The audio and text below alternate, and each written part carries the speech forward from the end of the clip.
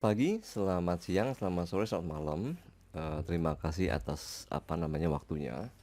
Jadi ini dalam session ini ya.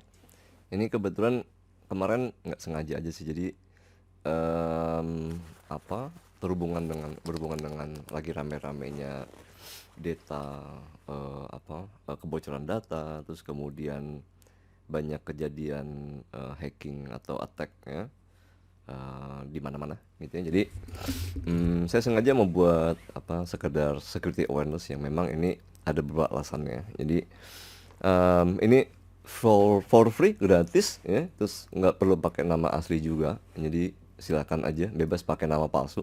Saya sarankan malah menggunakan jangan pakai nama asli. Nanti saya ceritain kenapa nggak harus pakai nama asli ya. Hmm, Oke, langsung aja karena waktunya udah jam 10. Kan saya janjinya tank ya, dan ini pesannya cuman 100. Oke, dan kalau ada yang mau record atau mau ngerekam, silakan aja nanti di stream masing-masing. Nah, kita mulai. Jadi ceritanya begini. Kan ada beberapa podcast atau misalkan di YouTube tentang mengenai serangan-serangan cyber gitu ya. Cuman yang saya sering sayangkan itu, bukan sayangkan sih, bagus. Hanya saja kadang kan bahasanya agak susah dimengerti gitu ya. Karena biasanya kalau orang IT security gitu, apalagi orang IT security kalau ngomongin attack, cyber security, kita udah takut duluan, betul nggak? Udah, waduh, tadi waktu saya nyebarin pamflet ini, flyer ini juga ada yang tanya, wah, gua nggak ngerti IT.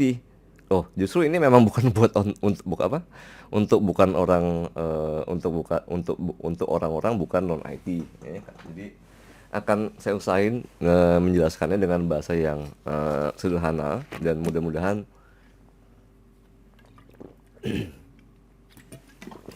bisa ditangkap dengan mudah. Dan tadi kalau ada yang mau tanya juga feel free ya, bebas-bebas aja di chat box boleh. Nanti saya akan tulis dulu menggunakan pen gitu ya. Saya biasanya istilahnya menganalogikan seperti ini. Jadi kalau kita sekarang udah berada di dunia cyber ya. Sekarang itu kan sudah ada yang namanya, kalau bahasa kerennya, Internet of Things, IoT gitu ya. Jadi atau Internet of Things, semua itu sekarang udah pakai internet. Jadi kalau teman-teman mau bayangin, sebetulnya dunia cyber itu dengan dunia nyata itu sama, hampir sama ya. Bedanya apa? Bedanya di dunia cyber, kalau kita bicara mengenai dunia cyber gitu ya. Ini kan cyber world gitu ya. Kan teman-teman pasti misalkan nih ada users gitu ya. Ini ada kita sebagai misalkan misalnya katakanlah pengguna atau user gitu ya. Kita semua gitu ya. Nah, ini pengguna internet gitu kan. Mau menggunakan device-nya pakai handphone ya, mau pakai komputer ya, atau mau sekedar pakai laptop, ya sama aja sih. Nah, begitu dia terhubung dengan internet gitu ya. Nih ya, kan connect ke internet nih kita, ya kan. Nah, ini terhubung dengan internet ya. Internetnya mau pakai apa? Mau pakai internet dari rumah, mau pakai 4G, 5G, apa aja lah terserah. Yang jelas alat-alatnya ini ya. Nah, di internet itu hati-hatinya begini, satu ya. Pertama, ini nanti akan menjadi hal yang krusial nih, koneksi ya. Oke, nah kemudian di internet itu hati-hati teman-teman, eh, tidak semua orang itu ada dua jenis orang lah ya. Saya boleh bilang dua jenis user di internet itu, ada orang yang baik, ada orang yang jahat, kan gitu ya. Jadi ini ada orang baik gitu kan ya. Lalu yang di sini ada ya. Ada orang baik, kemudian ada yang orang jahat gitu ya. Yang disebut sama orang-orang itu hacker-hacker, wah gitu ceritanya gitu ya. Nah, problemnya adalah kita kalau di dunia ini, saya boleh bikin irisan nih ya. Kayak semacam irisan, ada dulu waktu ya, di presentasi saya waktu itu dulu ya, antara kejahatan gitu ya, kejahatan atau kriminal gitu ya, kriminal itu di dunia nyata ya, kriminal kejahatan dunia nyata itu apa aja coba. Nah, misalkan ada penipuan gitu ya, penipuan, kemudian misalkan ada perampokan, ada misalkan apalagi pencurian, ya hampir sama dengan perampokan ya, dan lain sebagainya gitu ya. Nah, sekarang ini udah pindah ke dunia internet. Jadi kalau saya boleh bilang ini dulu istilahnya kejahatan yang konvensional ya, yang tradisional ya, yang konvensional gitu ya, sama kejahatan yang sekarang ada di dunia ya kalau istilahnya kejahatan apa cyber gitu ya. Nah ini sekarang nih trennya ini udah mulai pada pindah ke sini. Jadi nih si kriminal-kriminal yang orang jahat ini udah pada pindah ke arah sini. Kenapa?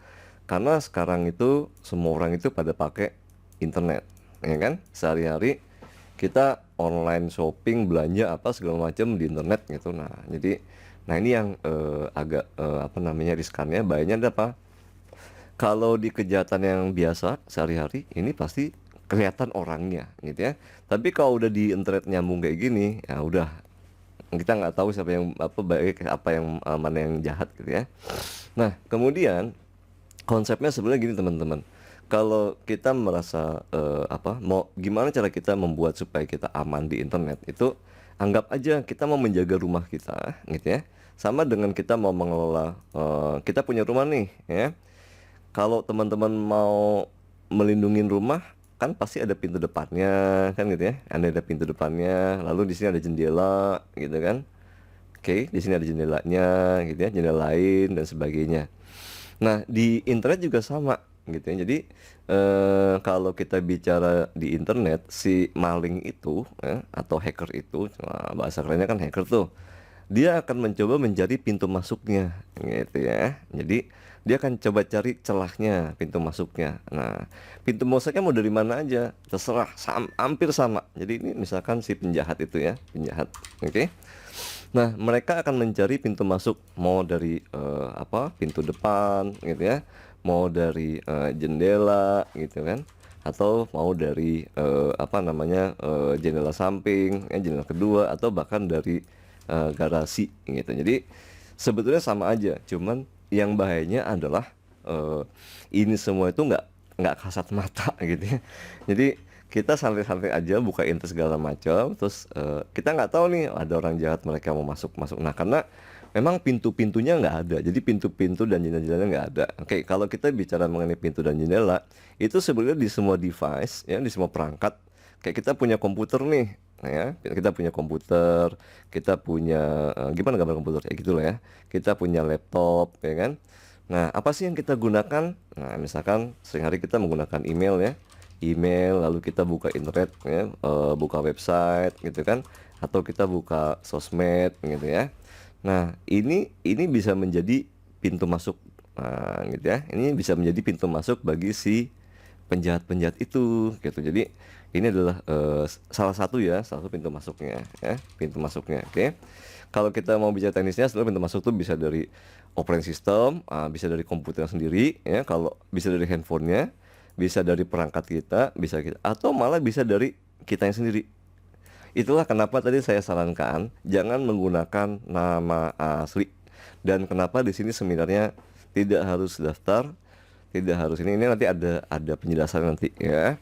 Nah, karena pintu masuk itu ya nanti saya ceritain kalau bedanya apa sih tamu yang beneran di dunia nyata dengan tamu yang di internet gitu ya. Tamu yang di dunia nyata itu kita bisa lihat orangnya, kita bisa identifikasi ya kan. Ada orang nih namu ke tempat kita ya kan, ada yang ngetok di depan, tok tok tok tok gitu ya, terus saya bisa buka, oh Anda siapa gitu. Ini Pak dari kurir ini mau ngirim barang ya, oke silakan masuk gitu kan ya. Di internet masalahnya tamu itu bisa nyamar ya, bisa pakai nama-nama siapa aja dan bahkan bisa melakukan dengan menggunakan apa teknik apa aja. Oke, lanjut, saya mau masuk dulu ke yang paling dasar dulu ya.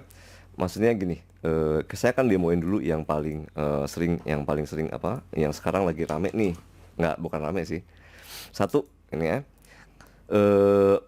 Rame itu dalam arti lagi populer, tapi bukan kejahatannya nih ya. Cuman satu celah atau pintu masuk di mana orang di mana si penjahat itu bisa apa namanya, mereka bisa melakukan atau kejahatannya ya tanpa kita sadarin. Oke, kalau ini adalah kita ya, kita gitu ya, kita lah gitu ya, atau kita pengguna gitu ya, atau pengguna gitu ya, nah pengguna internet gitu kan. Oke, pertama kalau kita mau connect, kalau kita mau menggunakan internet gitu kan, berarti kan kita harus connect dulu ke infrastrukturnya ya. Nah ini yang sekarang lagi yang banyak itu di mana-mana, yang banyak tadi adalah kalau kita ke cafe segala macam pasti yang kita cari apa, wifi gitu ya. Wah jadi kadang malah kalau ada restoran nggak ada wirelessnya bahaya gitu ya. Nah jadi biasanya kita misalkan ke suatu tempat nih ada coffee shop ya, mau nongkrong di situ ya, zaman sekarang kan kita banyak kerja di di luar ya, nongkrong. Nah mereka kan punya di sini biasanya ada free wifi, oke ya gitu ya, gratis wifi. Atau malah lebih parah lagi, begitu kita datang kita pasti nanya biasanya. Nah waktu datang ke sini kita beli apa, kopi gitu ya, terus udah gitu kita tanya password wifi-nya apa gitu kan, biasanya gitu ya. Jadi ini ada kita pasti tanya di sini begitu beli kopi, mas password wifi-nya apa ya gitu ya, wifi-nya apa ya gitu ya. Oke, ini saya terangin kalau yang di umum dulu ya. Oke, nanti kita cari lagi yang di rumah ya. Oke, nah begitu kita masuk ke sini, alright, oke ya. Nah kemudian kan pasti akan diberikan nama dia, ya diberikan oh ini nih passwordnya gitu ya, oh ini passwordnya ya, ini passwordnya gitu kan. Misalkan ABCD 123 gitu ya, atau misalkan yang gampang-gampang aja gitu ya. Oke, nah satu bahayanya di wifi, di wireless itu adalah ini nggak ada kabelnya. Jadi gini, maksudnya gini, kalau di wireless semua itu kan bertebaran di udara ya, namanya juga wifi ya. Kalau zaman dulu kalau kita mau terhubung ke internet ada dua metode ya, di rumah misalkan gitu kita connect ke apa, ada modem gitu kan ya, modem internet gitu. Ini di rumah ya, PC rumah, lalu kita di sini ada modem internet gitu ya, modem kita langganan internet. Nah kita kan pakai kabel bisa juga, atau sekarang yang bahaya lagi misalkan pakai wifi juga gitu ya. Ada juga misalkan sekarang semua provider pasti dia menyediakan yang namanya apa, access point gitu ya, wifi-nya. Jadi user itu di rumah ada yang nah ini ada lagi ya, misalkan ada adik kita gitu ya, adik kita, saudara segala macam. Nah mereka terhubungnya dengan wifi yang ada di rumah, baru setelah itu nanti akan terhubung ke internet gitu ya. Oke, oke, karena gini, karena ini bertebaran di mana-mana, saya sih bisa tunjukin gitu. Tapi teman-teman gampang lah kalau pergi kemana-mana pasti lihat, oh ini ada free wifi dan segala macam gitu ya. Begitu kita dapat password wifi ini, kita terhubung ya, terhubung dengan apa, infrastrukturnya, dengan networknya, dan mereka kan pasti connect ke internet juga gitu ya. Dari internet itu mereka akan masuk ke misalkan ke apa, ya kita bisa masuk ke sosial media kita, misalkan Instagram ya, atau misalkan ke website online shopping ya, kemudian online banking ya, atau misalkan apapun juga lah gitu ya. Nah yang berbahaya adalah karena di sini nggak ada kabelnya gitu kan, kan nggak kelihatan kan. Gimana kalau misalkan ada orang jahat tadi, si penjahat tadi juga ya. Nah ini penjahatnya ya. Saya nggak sebut hacker nih, penjahatnya gitu ya. Ya hacker boleh lah. Nah dia juga sama nih masuk ke tempat kita gitu ya. Oke. Nah ini ini yang saya sering beri awareness ini, bahaya, hati-hati di wifi. Kenapa? Karena satu ya, kalau mau saya demoin saya liatin. Oke. Ini kalau di situasi di wifi yang public ya, public wifi. Jadi wifi yang umum ada di mana-mana. Ini kalau yang kita di rumah ya, wifi rumah. Oke, saya akan mulai coba yang dari yang sini dulu ya, nih ya, di yang wifi yang di rumah. Oke, kita zoom di sini dulu. Sementara, oh ini gimana gambar nih? It's okay ya. Ya kayak gitulah. Nah, ya. Nah kalau kita di rumah sekarang, saya mau tanya satu. Gini aja deh, pertanyaan saya cuma satu nih, di wifi rumah, one slide duplicate ya. Oke, kalau di rumah nih ya, pertanyaannya cuma satu. Saya matiin yang ini thread ya. Kapan terakhir kali teman-teman ganti password wifi-nya? Oke, coba ini aja satu ini ya. I'm gonna pin this one. Oke, nih saya gedein ya. Sorry, malah kecil ya. Nah ya, kapan terakhir teman-teman ganti password wifi yang ada di rumah ya, yang ada di rumah?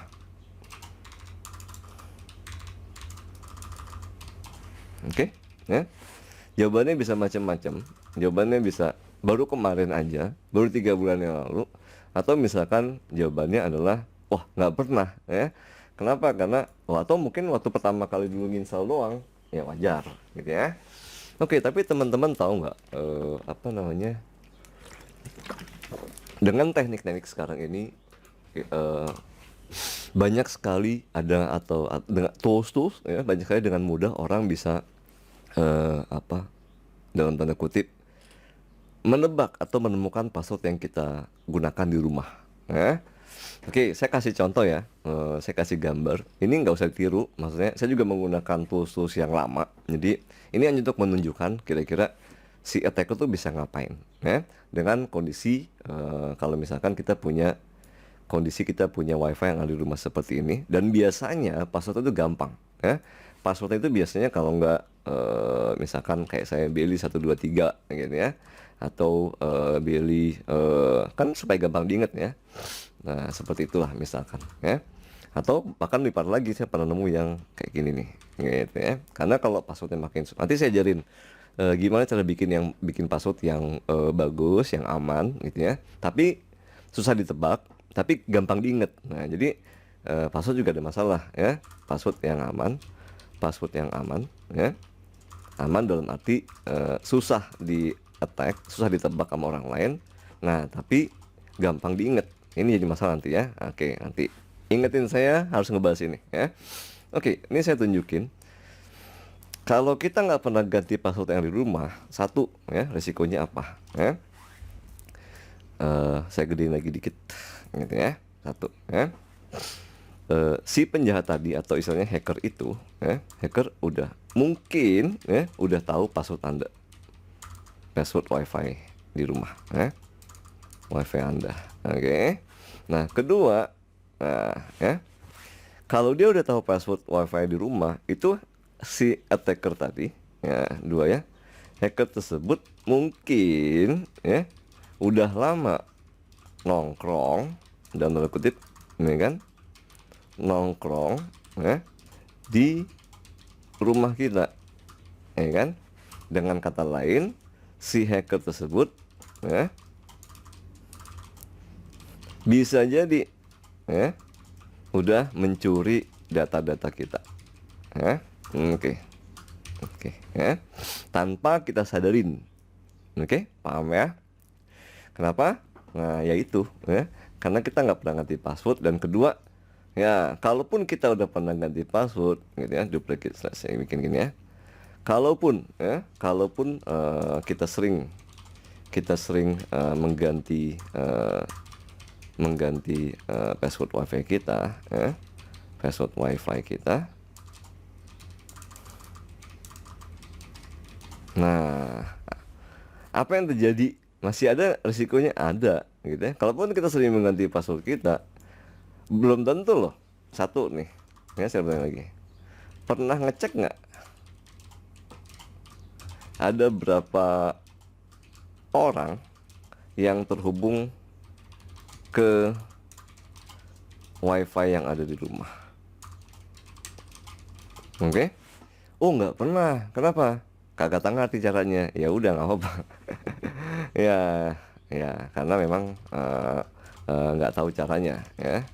Dan ini saya boleh bilang wajar ya, wajar kok gitu ya, wajar, nggak apa-apa. Karena teman-teman kan ini untuk orang, bukan gimana sih cara kita cari taunya. Nah ya, nah memang nggak tahu caranya, oke wajar, nggak apa. Terus gimana cara cara cari taunya gitu ya. Oke. Oke ya. Nah, sekarang langsung nih biar interesting, biar lebih menarik ya. Saya akan langsung tunjukin apa yang bisa terjadi.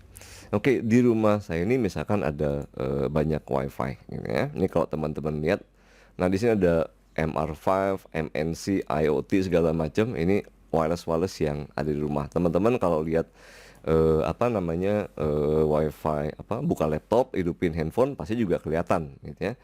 Nah, sekarang misalkan si attacker ini saya show screen ini dulu ya, dua ini dulu.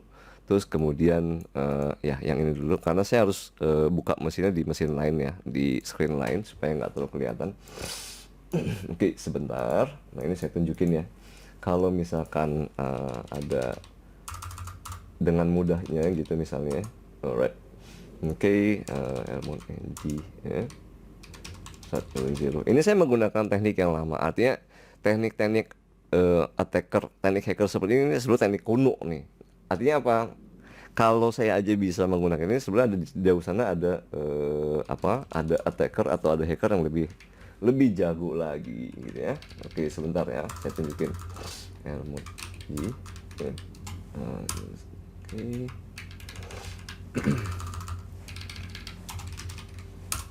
Oke ya. Nah, kita kembali ke gambar yang ini dulu gitu ya. Jadi nah ini ceritanya mana tadi? Sorry. Oke. Kita akan fokus di sini dulu ya, di yang rumahan dulu. Kita belum bicara yang di publik nih ya. Saya akan copy dulu, kemudian diagramnya akan kita betulin. Anyway, kalau saya kecepatan ngejelasinnya, kasih tahu aja ya, nggak masalah ya. Nah, ceritanya nih, ini kita udah connect dengan wireless segala macam. Oke, seperti tadi di pertanyaan saya ya. Kapan terakhir kita ganti password wifi-nya gitu ya. Oke, nah karena apa? Karena kemungkinan si penjahat itu udah ada di tempat kita. Mereka udah bisa nebak password wifi kita dengan mudah. Oke, ini si penjahat-penjahatnya nih gitu ya. Dan ini karena wireless itu nggak ada kabelnya, mereka tuh bisa aja dari rumah sebelah ya, atau bisa dari garasi, atau bisa dari bawah, dari basement parkiran kalau kita di kantor gitu ya. Tergantung dari peralatan yang mereka milikin ya. Dan peralatan itu banyak tersebar di internet. Jadi peralatan itu bisa ya kalau di kalangan hacker tuh mereka tinggal beli peralatan apa aja gitu ya. Nah, itu sekarang udah banyak di internet. Dan harganya udah murah-murah lah gitu ya. Nah, oke, di mesin sebelah saya udah siapin contoh ya. Contoh di sini sebentar saya bukain dulu. Nah, kayak gini, oke ya. Oke. Sekarang anggap saja right ya. Anggap aja di mesin ini ya. Oke, sekarang mungkin agak ya ini saya kasih dua gambar ya. Mesin sebelah ini adalah mesin si penjahatnya, si hackernya nih ceritanya ya. Oke. Nah, dia menggunakan alat khusus ya untuk menyerang wifi ya. Ya nggak khusus banget sih. Tapi ya ini biar kelihatan keren sih ya. Ada antena-antena khusus yang signalnya bisa menjangkau wireless dari jarak jauh ya. Ini saya tunjukin, nggak usah dipahamin perintah-perintahnya ya. Ini udah saya set. Saya menggunakan satu antena khusus. Nah, ini saya akan kasih lihat ya. Alright. Oke. Nah, oke, ini kalau teman-teman lihat di sini nggak usah ngerti, nggak perlu dipahamin ini artinya apa ya. Itu apa sih? Ini gini-gini segala macam gitu ya. Tapi ini kalau teman-teman lihat, ini satu yang menunjukkan bahwa nih ya, ini adalah contoh gitu ya. Contoh daripada bagaimana si attacker at the first time ya. Bagaimana si hacker itu ya pertama kali dia akan melakukan yang namanya mencari pintu masuk tadi itu gitu ya. Jadi kalau misalkan nih saya ada penjahat baru nih. Nah, ini ada calon penjahat gitu ya. Calon penjahat kan kayak gitu ya. Dia akan nyari nih, dia akan melakukan yang namanya, ini kalau bahasa teknis namanya scanning ya. Alias dia akan mencari kayak kita punya rumah, dia akan ngetok-ngetok pintu. Cari kira-kira jendela mana sih yang nggak ada tralisnya, kira-kira jendela mana sih yang bisa saya masukin. Persis kayak penjahat di dunia nyata. Oke ya. Nah, kalau teman-teman lihat di sini, nih, ya, ini saya agak ini dikit nih ya. Ini dengan saya menggunakan satu antena, satu perangkat aja, ya. Ini kita bisa lihat, ini sebenarnya nggak saya tulisin tadi. Ini hanya dalam waktu 18 detik. Ini saya bisa ngelihat beberapa apa namanya wireless. Nah, ini saya contohnya nih ya. Ada beberapa nih beberapa istilahnya beberapa wifi orang-orang yang saya juga nggak kenal siapa aja. Ya ini tergantung dari berapa bagus dia punya antena gitu ya. Ada kalau si hacker yang canggih dia pakai bisa pakai antena yang tinggi 9 dB sampai bisa mencapai 2 kilometer aja bisa dapat tuh ya. Nah, itu ya. Oke, terus kemudian apa yang dilakukan? Nah, ada teknik-teknik tertentu, ya. Ini saya nggak terangin tekniknya, gitu ya. Tapi yang jelas, kalau istilahnya adalah menebak-nebak password, gitu ya. Namanya brute forcing kalau bahasa ininya. Jadi begitu dia bisa melakukan penyadapan, ya, dia akan mencari pertama kali dia akan melakukan observasi lah, gitu ya. Observasi, ya, observasi gimana sih ya? Observasi gitu ya. Dia cari pintu masuk. Oh, gue nemu wifi nih. Misalkan nih ada wifi namanya Billy Wifi gitu ya. Nah, dia nemuin kayak tadi gitu. Jadi dia nemuin di sini. Nah ini ya, dia nemuin. Oh, ini ada kuping gajah, ada anu segala macam gitu ya. Nah, setelah itu dia akan menggunakan teknik tertentu untuk menebak-nebak password supaya bisa masuk. Oke, pertanyaannya, ya, jadi setelah dia observasi, satu dia observasi kan, ya, observasi gitu ya, gimana sih? Manusia observasi, saya observasi gitu ya. Lalu kedua dia akan ini istilahnya menebak, ya. Nah, jadi gambaran dasarnya adalah menebak password wifi-nya, gitu ya. Nah, ini yang tadi saya bilang, kalau passwordnya gampang, ya, misalkan pilih 123 atau 1, itu nggak lama, ya. Saya tunjukin ini contoh aja, ya, hasil yang udah didapetin gitu ya. Nih, saya kasih contoh sebentar, gitu ya. Seberapa cepat sih kira-kira user itu bisa menebak wifi-nya. Ini contohnya misalkan mau pakai WPA2 segala macam ya. Oke, aircrack engine sudah oke ya. Alright ya, ini saya geser dikit. Komennya nggak apa-apa. Ini di YouTube banyak kok macam-macam ya. Tapi jangan ditiru di lapangan. Maksudnya jangan bilang kalau misalkan belajar dari saya. Ini untuk end user ya. Saya tunjukin berapa cepat kalau hacker dia mau nebak password wifi-nya orang. Right? Oke, sip. Tuh. Ini kecepatan dia ngebak itu ya, ngebak password itu tergantung dari komputer, dan sekarang komputer kan canggih-canggih ya, quad core, ada yang 4 prosesor dan segala macam. Dan ini teman-teman bisa lihat tools ini ya, alat ini bisa menebak password dan kecepatan 4000 key ya, atau password per detik. Jadi kalau password kita gampang nih 123456790 tadi kayak tadi ya, cuman tuh nggak sampai berapa 2 detik kenal passwordnya. Oke. Nah, sekarang begitu misalkan passwordnya 1, oke, begitu dia udah bisa nebak, berarti kan dia bisa masuk ya, dia akan masuk ke wifi kita. Oke. Nah, itu yang tadi barusan saya tanyain ya.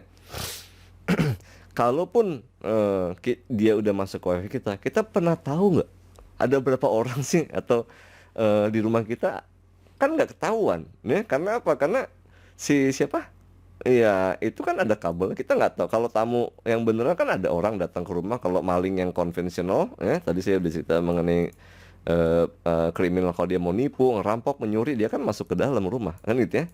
Problemnya ini kan area yang nggak kasat mata, kita nggak tahu nih orang itu udah masuk apa enggak gitu ya. Oke, udah kebayang dari sini ya mindsetnya ya. Oke, kita nggak pernah tahu ya. Terus apa yang sih mereka bisa lakukan gitu ya? Ya, ya kalau udah masuk ke sini, karena apa? Karena semua traffic atau semua lalu lintas kita di WiFi ini ya, ini kan kita connect dari mau pakai PC rumah, mau pakai handphone, mau pakai apa lewat modem. Ini kan kita terhubung ke internet ya. Anda teman-teman buka website A, website B, email segala macam. Loh, terus emang mereka bisa ngintip, Pak? Bisa. Gitu ya. Mau saya tunjukin? Oke, saya pakai operasi yang lama nih ya, hanya untuk nunjukin doang. Oke ya. Nah, tapi nah misalkan ini adalah mesin hackernya gitu ya. Jadi ini anggap aja ini komputer mesin hackernya gitu ya. Nah, kemudian misalkan saya akan membuka satu website gitu ya. Nah, ini contoh misalkan ini, hati-hati nih ya, anggap aja mesin hackernya ini dia pakai wireless connect ke tempat kita. Nah, terus kemudian di sini nih ya. Oke, seperti itu gitu ya. Oke. Di sini saya geser dulu sedikit ya. Saya akan setup dulu supaya ini bisa terhubung ke internet gitu ya. Anggaplah ini komputer kita gitu ya. Oke, I'm gonna use NAT. Nah, oke, ini teknis. Kalau yang mau tanya sambil jalan sambil nanya boleh, silakan di chat box ya. Nanti saya akan coba jawab satu-satu. Jadi ini saya benar-benar live, persiapannya nggak terlalu banyak karena memang mau saya bikin sesimpel mungkin. Oke, and then after that ya kita seperti ini properties. Oke, ya.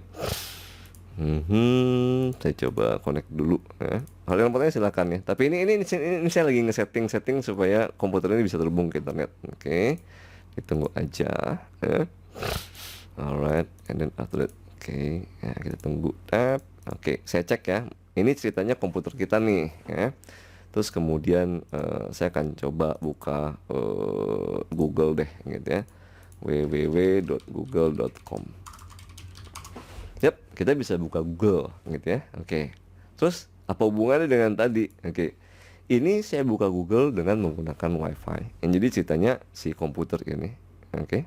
Ini saya kecilin dulu windownya. Oke.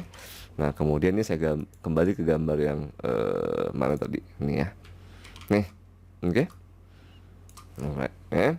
Nih, misalkan adik kita buka Google atau saudara kita buka Instagram dan sebagainya gitu ya. Ini yang kadang orang tanya, kok Instagram saya kena hack anu segala macam. Itu hackernya gimana sih caranya? Enggak.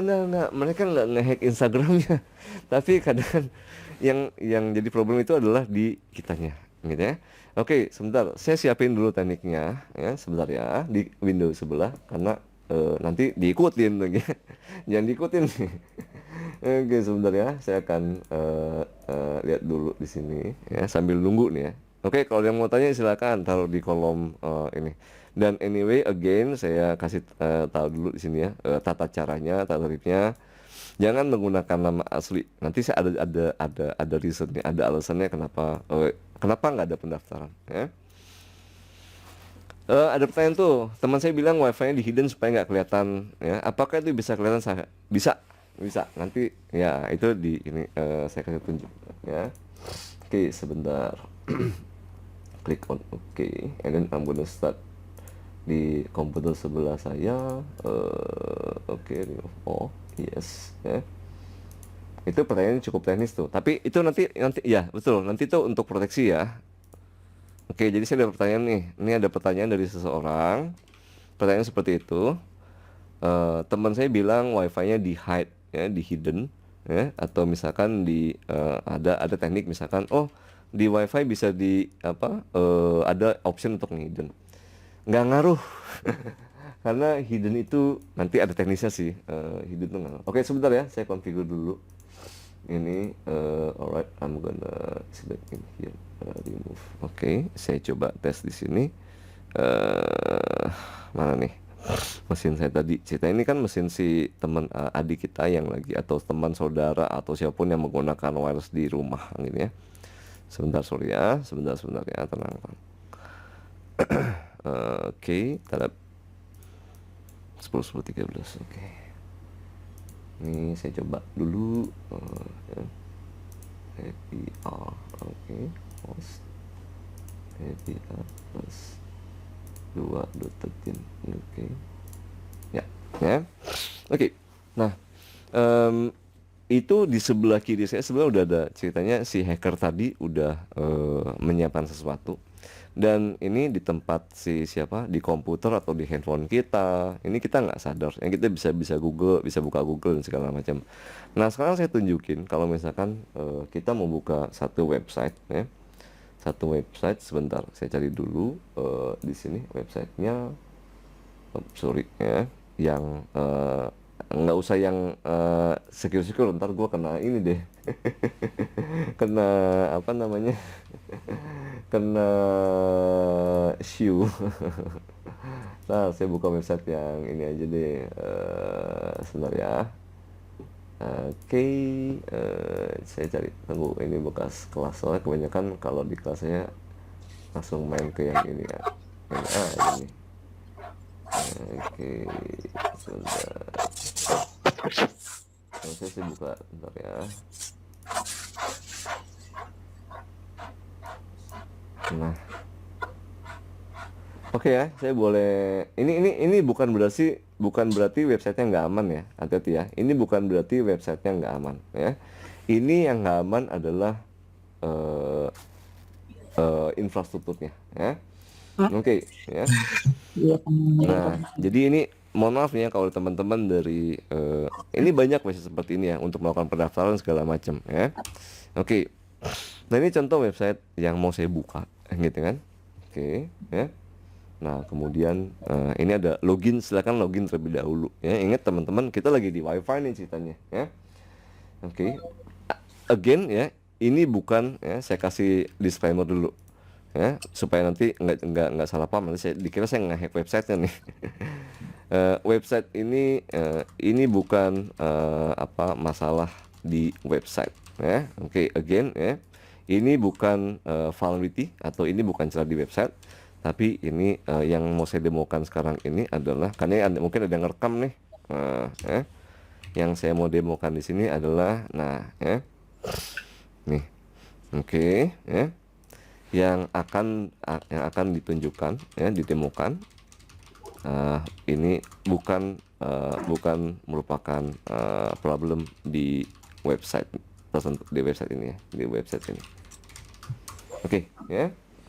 Nah, alright, atau ya supaya aman. Oke, saya akan pakai coba yang lain. Ini in.org. Oke, saya guna ada syarat tadi katanya. http://inlab.org/admin login login.asp. Oke, mudah-mudahan masih bisa dibuka websitenya. Saya lihat dulu.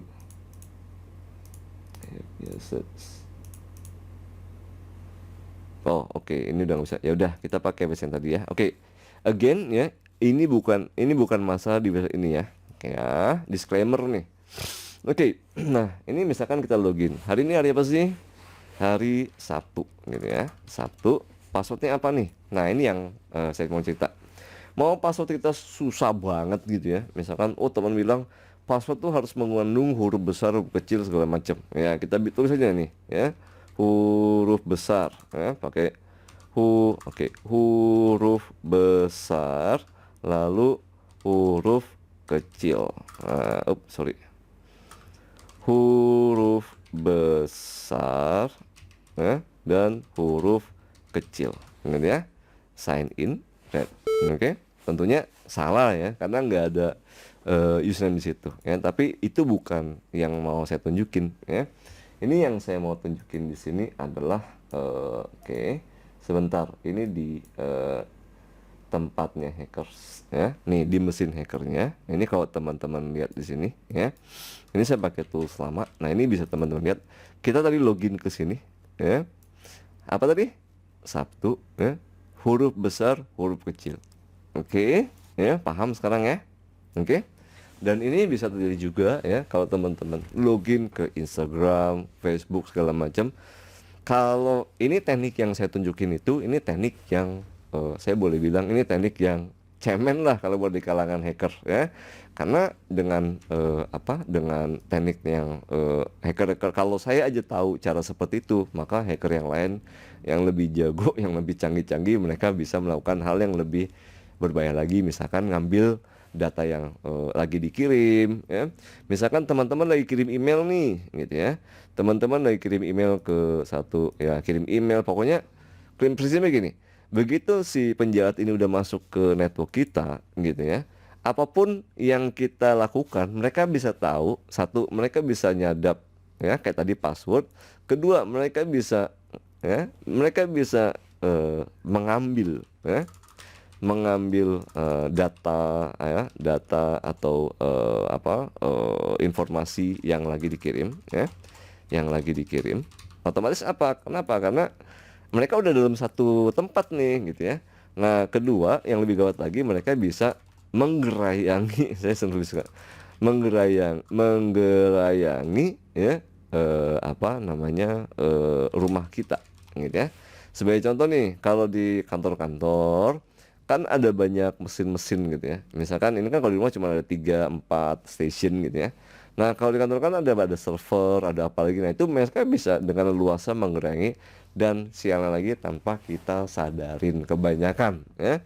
Karena end user, dan yang bahaya lagi sekarang adalah ya itu wifi itu di mana-mana ada gitu ya. Jadi bahkan kalau kita kita mau googling gitu ya, kita mau cari di internet gitu ya, di mana kita tanya aja, kita tanya pertanyaan yang simple lah. Di mana coffee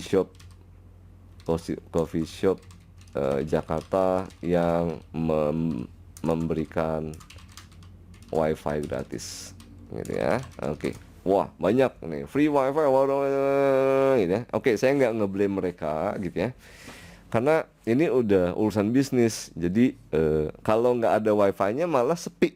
Itu udah wajar. Oke, itu baru di satu tempat. Nah, bayangin kalau terjadi di tempat publik yang lebih gede lagi, di mall, di airport dan segala macam. Oke, ya. Nah, itu contoh bahayanya. Kayak gimana sih bahayanya gitu ya.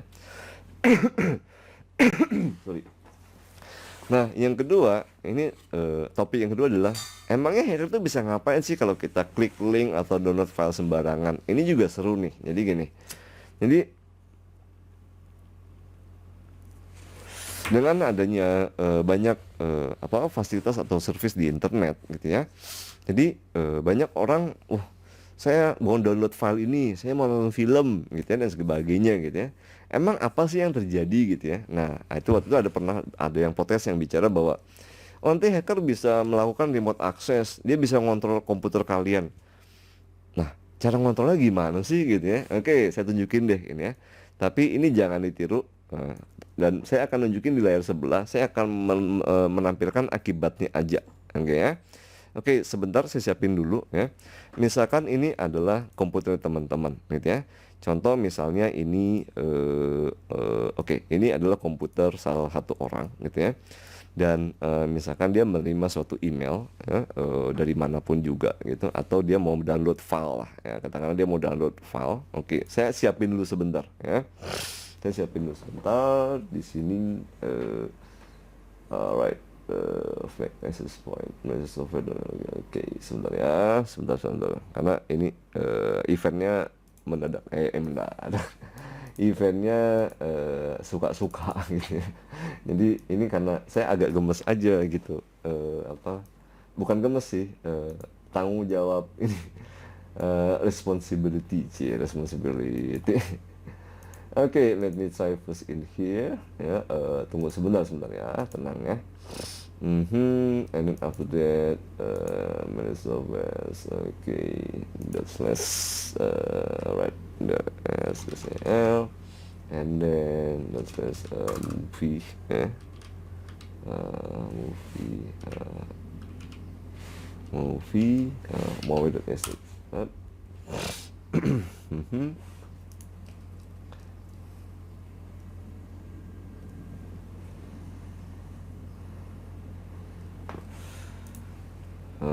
Ya. Nah, itu ada sambil nunggu saya siapin di komputer sebelah ya. Itu ada teman bilang hidden wifi. Oke, memang di beberapa feature, di beberapa wifi router gitu ya, kita bisa lihat nih how to set up hidden router gitu ya. Hidden router. hidden wifi ya. Jadi kita teman ada yang bilang, oh kita pergi aja nih kita bisa amanin kok network kita dengan membuat supaya network kita nggak bisa dibaca orang, create hidden wifi. Nah tapi ini sebetulnya security, true of security. Jadi keamanan yang sifatnya semu, karena hidden network ini terjadi bisa apa kalau kita bicara wifi attack ya, hidden network itu efektif kalau nggak ada traffic. Maksudnya gini ya, waktu lagi nggak ada traffic apa-apa gitu ya, maka networknya nggak bakal kelihatan. Jadi memang karena kan networknya nganggur tuh gitu. Nah problemnya adalah pada saat ada traffic gitu ya. Jadi saya coba buka lagi. Oops, sorry. Alright. Network NG.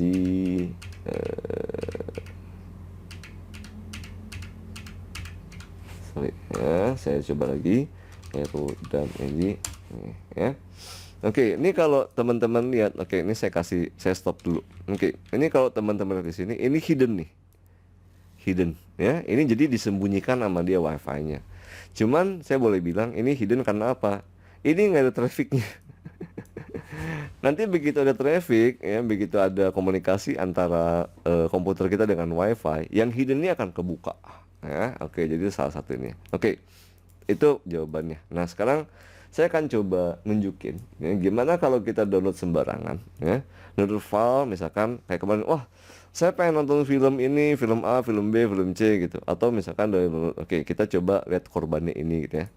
Misalkan ini adalah komputernya, sorry kalau ada yang namanya James di sini ya, but ini cuma buat contoh aja.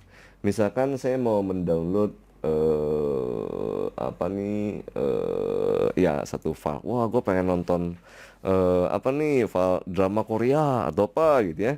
Nah biasanya kan kita cari-cari di internet ya, atau kalau yang punya ya langganan video streaming di TV ya nggak masalah. Nah kadang kan ada teman-teman yang mendingan cari di internet nggak usah bayar gitu kan. Oke, apa yang terjadi sih gitu. Nah ini hati-hati kalau dia download file ini gitu terus dijalanin gitu ya. Nah ini kan untuk ngeplayernya ini biasanya ada nih get player on the desktop gitu ya. Nah ini terus kita jalanin ya. Nah ini biasanya file bentuk kayak gini ya. Oke, nah sekarang saya akan tunjukin di sisi penyerangnya ya. Oke, lihat ya, ini ada si attackernya, penyerangnya ya. Dan dia nggak hanya harus di wifi loh, dia bisa ada di mana aja gitu ya. Dia bisa ada di negara-negara lain gitu. Yang jelas dia udah menyiapkan sesuatu gitu ya untuk menunggu orang yang mendownload file tersebut gitu ya. Oke, ini saya tunjukin. Nah, ini misalkan teman udah download ini, lalu dia buka nih. Saya buka deh filenya karena saya mau nonton filmnya. Oke, kalau teman-teman perhatiin, di sini ada aktivitas sedikit gitu ya. Aktivitas di mesinnya si attacker ya. Kita tungguin aja. Nah, ini di mesin hacker ini banyak. Nah, ini kalau teman-teman lihat, ini bagaimana cara si attacker melakukan yang namanya remote access control. Oke, ini saya kecilin lagi ya, nih ya. Ini saya kecilin lagi juga gitu ya. Oke, ingat ya, ini adalah mesin si penjahatnya ya. Ini mesin si attackernya, penjahatnya. Oke ya. Nah yang sebelah ini adalah mesin si korbannya. Begitu tadi si attacker itu, nah ini ngambil ngeklik file tadi, yang terjadi adalah nih ya, sorry, where is my file in here nih, alright. Okay, just now, okay, let me go that. Ya. Nih, apapun yang teman-teman kerjain di sini, misalkan saya mau bikin report nih, new. Ini teman-teman perhatiin ya di sini ya. Perhatiin nih, ya. Ini yang misalkan teman-teman buka file nih. Wah, ini saya mau buka misalkan email saya, gitu ya. Saya mau buka, oke kita lihat nih kalau ini benar. www.doktertik.com. Oke, ya. Nih, si penjahat tadi itu bisa dengan mudah dia tinggal nonton aja gitu loh. Oh, ini si orang ini lagi buka gitu. Oke, ingat ya, ini mesinnya biar gampang ya. Ini adalah mesin si penjahatnya, hacker lah. Ya udahlah, udah ya. Nah, ini adalah mesin si korbannya, ya kan? Korbannya yang mereka nggak sadar, mereka download ya. Iya betul, ya betul itu. Nanti saya ceritain tuh Mas Beling ya, rutin ganti password sama sama problem di password harus mengganti setting peralatan terhubung ya. Nah, apa yang dilakukan di sini itu dilihat dimonitor dengan santainya oleh si apa? Oleh si penjahat tadi. Hanya gara-gara tadi teman-teman download file ya untuk nonton film gitu kan ya. Nah, contoh misalnya saya buka email juga gitu. Nah, oke, untung emailnya nggak ada. Dia bisa lihat. Atau misalkan teman-teman lagi bikin laporan gitu ya. Oke, nah di sini saya bikin sorry, gimana sih cara bikin notepad? Lupa gue jadi. Ya, anggaplah gini deh gitu ya. Ini kita yang ngetik nih new ya. Wah, ini adalah misalkan ya laporan gaji bulanan, also bonus ya, bonus gaji bulanan ya, gaji bulanan atau misalkan laporan rahasia ya dan sebagainya gitu ya. Nih si attacker, si hacker ini santai aja dia bisa nonton ya. Sampai misalkan kita mau login ya kayak tadi mau masuk ke ini atau misalkan teman-teman lupa nih ditulis oh iya ada password password untuk apa untuk Instagram yang baru gitu ya. Instagram yang baru misalkan Instagram bisa kena hack nih. Misalkan adalah Instagram baru @123 gitu ya. Ini kalau hackernya sih dia udah nongkrong di tempat kita, ya kayak nonton TV aja gitu. Apa yang kita kerjain, apa yang kita lakukan akan termonitor di sini, ya. Oke, jadi ini yang disebut dengan remote access dan kalau perlu juga kita bisa ngontrol nih kalau mau ya. Kalau mau kita bisa membuat lebih parah, yang lebih susah lagi, misalkan yang lebih teknik lagi, ini saya bisa apa attacker bisa ngobak-ngabik tanpa temennya tahu. Nih saya kasih contoh yang lebih parah ya. Apakah bisa ya? Ini tadi saya sengaja menggunakan operating system lama supaya nggak ditiru. Sebetulnya di OS baru juga bisa ya. Ini saya kasih yang lebih parah, yang agak ini saya pakai Windows lama ya. Tetap bisa dikontrol karena problemnya itu bukan masalah nanti saya ceritain proteksinya, tenang aja. Tenang, nanti saya akan bisa kan kita agenda nanti. Terus gimana dong cara kita biar aman? Ingat yang ini ya. Terus gimana dong cara kita biar aman internetan? Ya, nanti saya akan bahas sedikit gimana cara kita ngeproteknya ya. Nah, ini juga contoh ya sebagian seperti ini ya. Oke, saya akan buat lagi satu mesin lagi di sini ya. Ini sih biasa saya pakai untuk ngajar.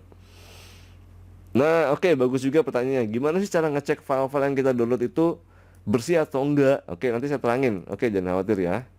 Oke, bagus nih pertanyaannya. Ya, jadi, waduh, kalau gitu gimana kalau kita download file gitu ya? Nih ya, ini saya kasih lagi satu contoh lagi gimana si hacker bisa ngontrol dan dia bisa masuk ke file-file lain gitu ya.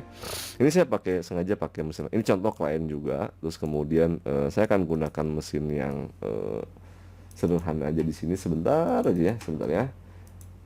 Oke, I'm gonna use alright. MS console in here and then use sorry sebentar ya, saya setup di mesin sebelah. Use MS RPC sebentar ya, set all host 1 and 2 ya. Address here 100.2 set payload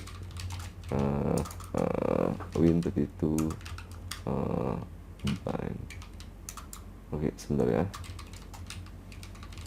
Oke, set payload win itu underscore by underscore VNC sorry VNC inject and then just tek.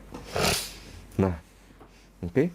Ini contoh komputer kita ataupun mobile phone juga dan ini saya tunjukin di sisi mesin penyerangnya ya.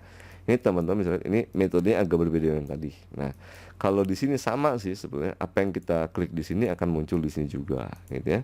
Misalkan saya buka notepad bla bla bla, nanti sini akan kelihatan nih gerakan-gerakannya gitu ya. Nih, oke. Nah, tapi ini modenya agak berbeda dengan yang tadi. Tadi langsung real time kelihatan ya. Nah, yang saya mau tunjukin adalah kan nih ya. Ini si attacker bisa aja dia ngontrol sistem kita dari jarak jauh. Tapi kalau ini kan kelihatan nih. Jadi kalau misalkan si hackernya dia klik di sini, nah ini namanya remote access. Dia bisa lihat nih, saya mau masuk ke folder program gitu ya, masuk ke misalkan dokumen, saya mau lihat dokumen apa aja, atau saya mau buka explorer, file explorer seperti itu gitu ya. Tuh kelihatan nih, ternyata dia punya file ini, oh ternyata dia punya foto-foto gitu. Gitu ya. Itu contoh lain lagi ya. Misalkan about lagi, oke, ada yang lebih ini kalau yang visual, ada yang lebih ngeri lagi, misalkan dia masuknya diem-diem gitu ya. Jadi si mesin ini tetap ada, terus kemudian saya akan gunakan payload win32_bind and then just export the machine. Oke, tap. Oh, oke. Ini ya, nggak masalah. Alright. Mesin ini udah keburu hancur nih, gitu ya. Oke, ya. Sebentar. Oke, no wonder. Oke, anyway ya, jadi itu contohnya, hati-hati ngeklik. Oh, mau yang mana lagi? Oh ya, ngeklik link sembarangan. Tadi kan download file ya. Kalau ngeklik link sembarangan, jadinya gimana? Nah, oke, saya tunjukin lagi nih. Saya mau coba contohin ya. Ini banyak common mistake. Jadi banyak kesalahan dia persepsi. Jadi mereka berpikirnya bahwa, oh ini diklik linknya terus nggak apa-apa gitu. Terus emang ada apa? Nah, mereka berpikir bahwa oh nggak apa-apa tuh gitu ya mesin saya gitu ya. Oke, kita tunggu dulu sebentar, saya harus pakai ini. Ini saya riset dulu mesinnya ya, sebentar ya, sambil menunggu. Nah, sambil nunggu jawabannya, saya mau jawab sedikit ya, sambil menunggu. Ini ada pertanyaan dari satu orang, Mas Belly, gimana kalau mengetahui file-file yang download itu ternyata adalah antivirus? Oke, kalau itu berkaitan dengan pertanyaan bahwa kalau gitu ada nggak sih antivirus yang bagus? Sebetulnya nggak ada. Satu antivirus mungkin dia bisa detect yang lain. Nah, tapi kalau teman-teman curiga, misalkan nih, jadi ini pertanyaannya, bisa nggak sih saya copy di sini? File nih window, sorry. Nah, saya copy aja nih screenshot. Oke, sebentar ya, saya ambil ini lain. Oke, nanti namanya saya sembunyiin. Gitu ya. Oke, tadap. Yep. Nah, di sini ada pertanyaan yang bagus banget nih. Nih ya, satu ini nih.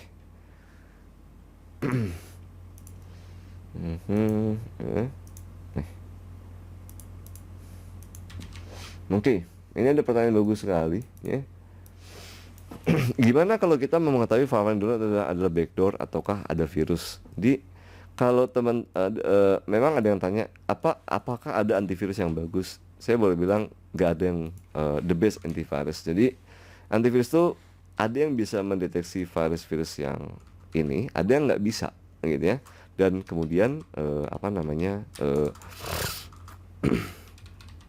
hacker itu sekarang lebih canggih. Mereka bisa bikin virus-virus yang nggak terdeteksi. Oke, saya kasih tips sebentar ya. Nah, kalau teman-teman curiga mau mendownload file, terus download file, lalu mau ngecek apakah file itu mengandung yang berbahaya gitu ya, Anda bisa ini saya kasih www.virustotal.com. Karena gini, ada temen yang pernah menyarankan, ya udah kita install aja antivirus 2 biji. Misalkan Anda pakai Kaspersky, Anda pakai Symantec. Nah, problemnya adalah kalau kita install antivirus lebih dari 2 biji, itu pasti akan bentrok biasanya. Kedua, kalau kita bicara, ingat tadi ya, dunia cyber itu sama dengan dunia nyata ya. Kalau saya tanya ke teman-teman, perlu nggak sih kita tiap hari minum antibiotik? Perlu nggak sih kita tiap hari minum vitamin? Kan nggak perlu ya. Selama cara gaya hidup kita sehat gitu ya.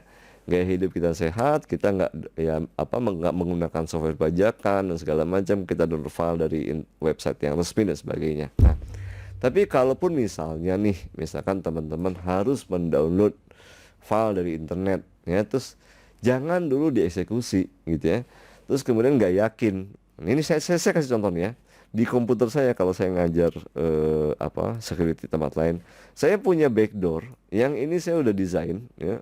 Ini saya tunjukin. Ini teman-teman mungkin ya untuk yang Untuk yang orang IT mungkin paham ya. Untuk yang bukan orang IT ini biasanya saya ngajar kelas ini. Nah, ini adalah contoh virus yang saya kumpulin satu tempat ya. Di komputer saya lah. Ini karena keperluan saya ngajar waktu itu ya. Jadi saya waktu itu pernah ngajarin bagaimana cara bikin virus yang tidak terbayangin ya. Di kelas aja saya ngajarin cara bikin virus yang nggak kedetek. Nah, di sini saya menggunakan antivirus yang namanya yang gratis aja lah, namanya AVG ya. Ini kalau saya scan ya, nih saya scan si Netcat ini gitu ya. Nih ya. Netcat and then I'm gonna stop this one. Netcat ya, lalu saya scan menggunakan AVG gitu ya, antivirus. Tuh dia bilang tidak ada malware ya. Nah, ini dia bilang itu bukan virus gitu ya. Oke, tapi kalau teman-teman mau lihat ya, surprisingly gitu ya, kita akan pergi ke website ini misalkan virustotal.com. Nah, terus ini bagusnya website ini adalah mereka bekerja sama dengan hampir 70 antivirus apa kalau nggak salah. Jadi misalkan ini backdoor atau virus yang saya buat, ini ada originalnya, ada yang versi modifikasinya gitu ya. Nah, ini saya ambil aja, lalu saya taruh di sini. Oke. Oh, sorry, I'm gonna need to write D and then in the C drive. Netcat. Contoh misalkan saya ambil yang originalnya gitu ya, open. Nah, si antivirus ini nih, lihat teman-teman ya.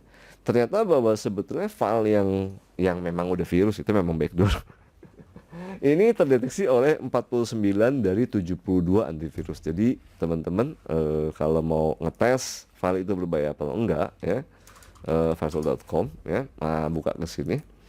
Ini websitenya ya, saya kasih linknya di chat box gitu ya. Nah, itu Virustotal. Nah, satu sisi nanti banyak orang menggunakan software bajakan dan sebagainya. Nanti kita cerita ya. Oke.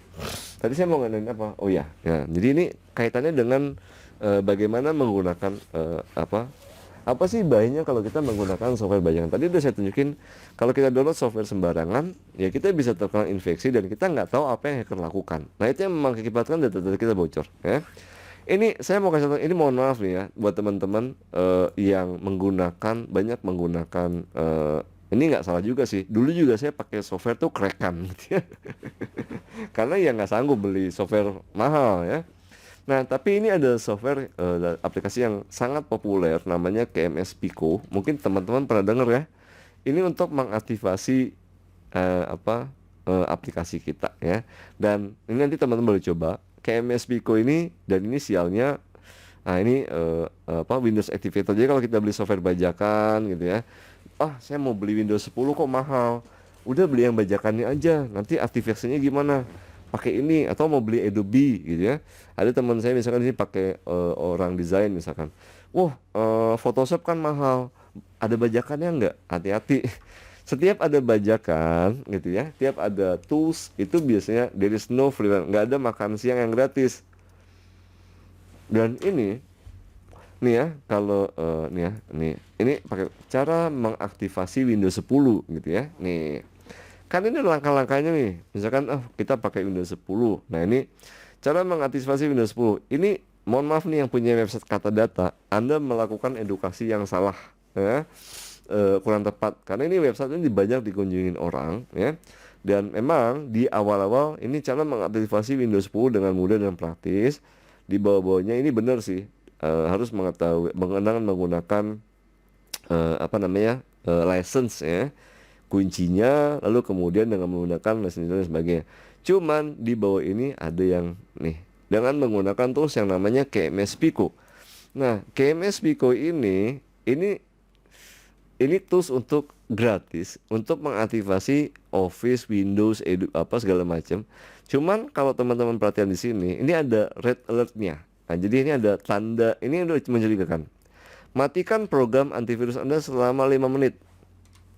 Lah. Ya? Lu, ya? Emang kenapa? Ya? Kenapa coba? Gitu ya. Ini sebenarnya kalau buat buat teman-teman yang aware atau melihat di security, begitu dia bilang matikan antivirus Anda selama menit. Karena apa? Karena ini virus. Makanya dia suruh matiin dulu antivirusnya supaya nggak terdeteksi. Nah, begitu dimatikan antivirusnya, kita install aplikasinya, dia akan modifikasi sistem kita supaya antivirusnya itu akan apa? Mengizinkan aplikasi ini terjalan, gitu ya. Oke. Nah, kemudian, jadi itu tadi yang mau saya. Tadi saya mau cerita apa lagi lupa. Yang mana tadi? Oke, kita kembali ke agenda, gitu ya. Jadi agendanya kan ini ya. Wifi udah jauh ya bahayanya ya. Oh iya, saya juga udah tahu nih. Ada pertanyaan lagi. Ini tadi kalau rutin ganti password wifi di rumah berarti artinya ya memang begitu ya. Kalau problemnya adalah oke, saya coba sambil nunggu ide ya. Kalau kita rutin ganti password di rumah gitu kan ya, bahayanya adalah bukan bahaya, kan repot gitu ya. Saya sendiri pernah gitu suruh ganti password. Begitu pulang ke misalkan main ke tempat saudara gitu ya. Terus udah gitu saya ganti passwordnya. Yang ada teriak semua gitu. Ya kan ya, yang ada semua satu keluarga teriak semua, lo kok nggak bisa connect, nggak bisa segala macam. Oke, alasannya begini. Nah, ini makanya saya minta tolong di hindarin ya, minta tolong di apa namanya dikasih awareness, dikasih pemahaman bahwa problemnya adalah nah seperti ini ya. Security itu, keamanan itu selalu berbanding terbalik dengan kenyamanan. Ya, jadi ingat nih, ini konsep dasar juga ya. Kalau kita pengen sistem kita aman gitu ya. Nah, ini ya. Kita pengen sistem kita aman. Itu biasanya susah, nggak nyaman ya. Ingat konsep apa? Ingat konsep ini. Ingat konsep kayak di rumah ya. Kayak misalkan kita punya rumah nih gitu ya. Teman-teman pengen rumahnya aman nggak? Pengen kan, ya kan? Atau saya pengen saya punya kendaraan. Semua pasti pengen aman kan? Atau di rumah. Nih kita kasih rumah ya. Kita pasti punya pintu depan, pintu gerbang, ya kan? Ini ada pintu gerbangnya. Ini kita pasang misalkan, pintu rumahnya itu menggunakan tembok baja 3 meter gitu ya. Terus udah gitu di sini di sekelilingnya, dikasih pagar yang tingginya 20 meter. Udah gitu nggak cukup lagi, dikasih lagi sungai gitu ya, parit kecil yang isinya ada apa nih? Ada buaya gitu kan. Terus ada dinosaurus, ada ular gitu ya. Nah, sehingga apa? Udah gitu nih ada penjaganya banyak gitu ya. Emang gitu kalau di keamanan itu ya, security itu semakin semakin kita pengen aman pasti makin ribet. Percaya nggak? Bayangin aja kalau kita pulang dari kantor gitu terus langsung mau masuk ke rumah. Waduh, harus ke penjaga dulu. Udah gitu nanti begitu harus nyebrang parit. Di parit ini ada ular, ada dinosaurus, ada buaya, biawak segala macem, ya kan? Lewat di sini ternyata ada gemboknya, ada rantainya segala macam. Udah gitu masuk ke sini harus pakai fingerprint, sidik jari segala macam. Bayangin kalau teman-teman sakit perut gitu ya, yang ada dari sini udah keburu kecipirit nih. Misalnya gitu ya. Memang begitu resikonya ya. Kalau kita pengen aman pasti nggak nyaman. Dan ini hati-hati, saya mengutip kata-kata teman, rasa aman itu membuat jadi lelah. Ini teman saya Gilas waktu itu pernah cerita, hati-hati kalau kita punya perasaan aman itu bahaya loh. Karena apa? Aman itu kita akan berpikir bahwa wah ini aman. Nah, kita jadi lengah. Itu udah manusia gitu ya. Jadi manusia selalu begitu ya. Oke, lalu kemudian ini, itu kenapa kok data-data kita bisa bocor? Ya tadi kan saya udah ceritain ya. Kalau klik sembarangan, file sembarangan kayak gitu bahayanya ya. Terus kenapa data kita bocor? Oke, ini topiknya agak menarik. Jadi kemarin saya sempat nonton beberapa podcast ataupun berita gitu ya, dan apa namanya, bener sih apa yang disampaikan gitu ya, bahwa kita harus menjaga informasi pribadi kita, misalkan gitu ya. Masalahnya adalah gini, kalau kita bicara mengenai nih ya, saya kasih contoh yang sederhana ya. Kalau kita bicara mengenai keamanan data gitu ya di perusahaan-perusahaan besar, kayak misalkan di pemerintahan ada lembaga apa gitu, lalu ada lagi lembaga yang lain ya, ada lagi misalkan lembaga atau misalkan ini apa ya, departemen, misalkan katakanlah ini departemen gitu ya, departemen, lalu ini ada satu institusi gitu ya. institusi gitu ya. Lalu kemudian ini ada lembaga pemerintah apa departemen lain gitu ya. Yang misalkan ini mengelola apa namanya, tugas dia adalah mengelola komunikasi data apa penyembah apa link apa bahasanya gampang aja deh. Dia mengelola bagaimana kita supaya bisa mendapatkan akses internet. Nah, ini ada lagi satu lagi departemen yang mereka mengelola bagaimana data itu harus bisa dilindungi gitu ya. Ada lagi institusi lain. Oke. Nah, saya sih yakin dan percaya bahwa mereka tuh punya standar ya, karena ini bukan institusi sembarangan. Jadi ini adalah institusi yang mereka udah punya standar keamanan kayak misalkan bank gitu ya, bank itu ya pasti udah punya standarnya gitu ya. Problemnya adalah ingat, kita kan pengguna biasa di sini ya. Jadi kita adalah user atau kita adalah orang yang awam. Maksudnya awam itu adalah sebagai contoh nih. Pernah kebayang nggak 5 tahun yang lalu bahwa misalkan supir kita ataupun asisten rumah tangga kita bisa main Instagram, tapi mereka nggak tahu caranya bikin email ya. Nah, problemnya adalah banyak kejadian-kejadian itu sebenarnya data bocor itu dari zaman dulu ya, dari zaman musimnya. Mungkin teman-teman pernah ingat dari zaman ada kartu kredit ya, ya gimana nulis kartu kredit gitu ya. Tahun berapa sih kartu kredit itu? Sekitar tahun 92-an lah ya. Saya dapat kredit pertama. Itu kan kita datang ke mall ya, dan kita dengan sukarela ngisi untuk mendapatkan kartu kredit itu ngisi apa? Ngisi formnya, ya kan? Dan disitu kan detail ya, pertanyaan standar, nama, alamat, tanggal lahir, kontak terdekat, nama ibu kandung dan segala macam. Satu dari sini masalahnya, ya. Nah, pertanyaannya adalah ini kan belum tentu langsung dari bank, ya. Ini mungkin ada perusahaan dulu nggak hanya kartu kredit, ada juga perusahaan telemarketing, ya, yang menawarkan misalkan koneksi internet. Oh, saya sering dapat email, dapat SMS, Pak mau pasang ini enggak, promo nih sekian bulan segala macam. Nah, kedua, kita ada banyak attack vector atau banyak pintu masuk yang lain. Saya kasih contoh. Kalau teman-teman pergi ke satu gedung, ya, misalkan ini adalah gedung ABC yang terletak di kawasan segitiga emas lah gitu ya. Segitiga emas ya, di gedung corporate. Saya yakin pasti semua ya, waktu kita masuk ke gedung itu gitu ya. Oke, saya mau masuk nih. Terus ditanya sama resepsionis. Pertama kan kita akan masuk ke resepsionis dulu nih. Resepsionis ya. Apa yang harus ditaruh sekarang? Pak, minta identitas gitu ya. Identitasnya apa? Saya pernah nanya, KTP Pak. Oke, KTP gitu ya. Boleh nggak pakai SIM? Boleh. Ya udah, SIM. Nah terus saya kadang kan kita isengin juga, boleh pakai NPWP nggak? Oh, nggak bisa Pak. Boleh pakai kartu pelajar nggak? Oh, pakai kartu apa mahasiswa nggak? Nggak bisa. Apa kartu akses nggak bisa juga. Nah, begitu data ini dimasukin di komputer resepsionis, ini kan dicatat, oke ya, dicatat, oke. Nah, kemudian setelah itu udah kita pulang selesai, bahwa misalkan Anda datang jam sekian, ini sekian. Nah, oke.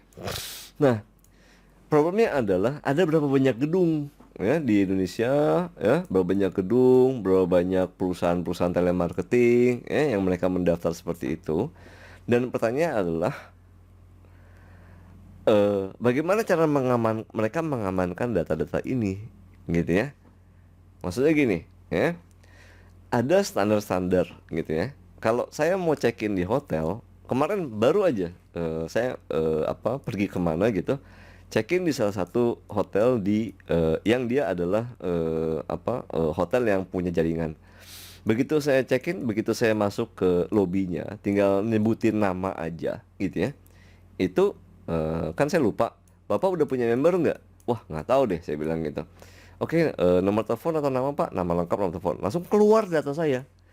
Terus saya tanya, loh kok Anda tahu? Padahal saya belum pernah check-in di hotel ini gitu ya. Dia bilang, oh karena kami satu jaringan Pak. Misalkan jaringan grup hotel ABCD gitu ya. Maka data itu semua akan ada di grup jaringan tersebut. Pertanyaannya adalah satu yang sederhana aja. Anda bisa menjamin, kita bisa menjamin nggak data yang mereka simpan itu apa sesuai dengan daftar, sesuai dengan apa namanya prosedur pengamanan penyimpanan data. Kita nggak bisa jamin dan kita nggak pernah tahu. Kedua, yang paling gampang gini deh. Kalau misalkan ini tahun 2005 misalkan gitu ya. Terus tiba-tiba misalkan komputernya diganti sama mereka. Oh, ganti nih komputer baru kata bosnya. Ini kan datanya masih ada di hard disk, ya. Nah, data yang di hard disk, data-data pelanggan ini waktu di upgrade. Nah, apakah mereka melakukan apa namanya? Melakukan data destruction ya, penghancuran data dengan prosedur yang benar? Belum tahu kita, ya. Kita nggak tahu nih apakah data itu dihancurin dengan benar, ya. Apakah data itu benar-benar di destroy, ya. Karena memang ada prosedurnya. Nah, jadi begitu ada kebocoran data kayak kemarin, ini sebetulnya entry pointnya, ya, pintu masuknya itu bisa dari mana aja, ya. Jadi belum tentu, oh ini datanya bocor dari sini, belum tentu juga. Belum tentu dari sini, belum tentu juga gitu loh, ya. Apakah dari sini, oh ini pertanyaan, enggak, belum tentu juga, ya. Karena apa? Banyak entity atau banyak objek-objek lain yang kita secara nggak sadar, ya, kita masukin data gitu ya, terus kemudian setelah itu ya kita nggak tahu. Nah, jadi ini itu. Nah, ini ada lagi satu satu ini ya, satu pertanyaan dari teman. Ini bagus. Ini menjawab pertanyaan yang satu lagi ya. Nih. Oke, ini sebentar ya. Ini sengaja saya umpetin dulu sebentar ya. Oke. Saya hapus dulu ininya. Oke, ya. Saya hapus dulu ini ya. Oke ya. Sebentar ya. Nih saya tunjukin ya. Jadi nah ini ya. Oke, to be honest, sebetulnya saya mengadakan webinar ini karena kemarin saya ada sedikit pengalaman nggak enak dalam tanda kutip ya. Saya mau beli barang di satu tempat gitu ya. Tapi ternyata waktu mau beli barang itu dia nanya, waktu saya mau daftar nih mau beli barang gitu ya, mau beli suatu alat apa router gitu. Terus dia nanya, Pak ada nicknya nggak? Terus saya bilang, loh kenapa perlu nick? Karena nanti nick akan menjadi NPWP Pak. Jadi kalau Bapak beli barang, nanti nick itu akan menjadi NPWP. Loh saya bilang kan itu kan nanti, belum sekarang ya. Nah ini dua pertanyaan ini saya jawab sekaligus. Kenapa hindari nama asli? Karena ini ada sekarang undang-undang PDP ya. Kalau teman-teman ini ngelihat ya, ini semuanya kan namanya saya nggak tahu nama asli atau enggak ya. Yang jelas terserah lah gitu ya, karena memang saya nggak record screen ini. Yang kedua ya, kalau kita ikut GDPR ya, di Eropa udah mulai yang namanya General Data Protection, Undang-Undang PDP versinya Eropa. Waktu saya kalau misalkan saya ngajar kelas UK ya, kelas London, itu saya nggak bisa lihat loh daftar pesertanya ya. Saya bahkan nggak bisa lihat daftar peserta. Saya hanya bisa lihat ini adalah misalkan ini kan nama semua nih. Saya cuma bisa lihat ini student nomor 1, student nomor 2, student nomor 3, student nomor 4 dan sebagainya. Nggak ada nama asli. Saya nggak tahu namanya dia siapa, profilnya dia siapa. Yang jelas saya ngajar doang ya. Kalau punya pertanyaan saya cuma lihat nomor studentnya aja. Student 01, pelajar 02, 03, 04, 05 dan sebagainya. Ya. Jadi ini menjawab ini Mas sekarang ya. Nah ini kalau dengan undang PDP, apa kita perlu kasih KTP SIM kalau masuk? Sebetulnya ini agak dilematis. Karena apa? Mereka mintanya selalu KTP atau SIM. Saya pernah ngetes. Saya kasih NPWP ya. Terus mereka bilang, oh nggak bisa Pak. Loh kenapa nggak bisa NPWP? Gitu kan. Kan yang penting tes. Karena kadang kan orang malas Pak. Ada yang kelupaan NPWP ditinggal. Kartu NPWP-nya. Nah, agak bingung gua. Taruh dikasihlah KTP. Nah, langsung dicatat kan di mesinnya mereka kan. Dicatat tuh ketika gitu. Nah, begitu mereka catat, gua ya kita yang kemarin saya bilang, yang tadi saya bilang bahwa apa saya yakin ya? Iya, karena KTP. Nah, oke, kita nanti ini pertanyaannya satu lagi nyambung nih ya. Karena kartu NPWP nggak ada fotonya. Oke. Nah, ya, bagus sip. Jadi ini untuk apa? Untuk mengidentifikasi apakah orang itu benar, ya kan? Apakah saya adalah Billy gitu kan? terus kemudian KTP-nya cocok atau enggak, walaupun fotonya udah beda tuh misalkan gitu ya, atau kalau mau KTP dipalsu kalau mau jahat gitu ya. Nah, sekarang kita kembali ke konsep dasar. Terus gimana dong caranya supaya kita aman ya? Karena waktunya jam segini nih ya. Terus gimana cara kita biar aman internetan? Tadi yang udah saya ceritain ya. Sebisa mungkin jangan terlalu banyak menyebarkan informasi pribadi dalam tanda kutip ya di internet. Saya kasih sedikit video sebentar ya. Sebentar ya. Mungkin teman-teman sebagian yang pernah dengar, udah pernah nonton video ini gitu ya. Video mengenai how easy the attacker or hackers mereka bisa bisa nah, ini mungkin teman-teman pernah nonton. Oke ya, nih ya, ini saya kasih lihat nih ya. Mungkin teman-teman ada yang pernah dapat video ini, tapi saya puterin lagi. Hup. Hey Serena, Yeah, what you got in your bag? it's my new heels for graduation.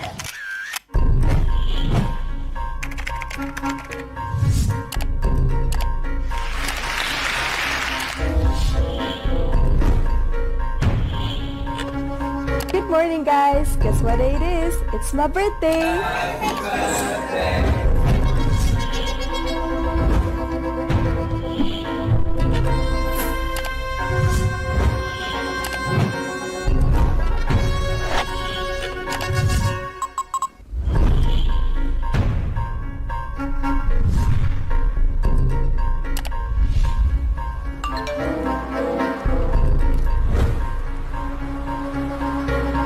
Hey, where are these charges coming from?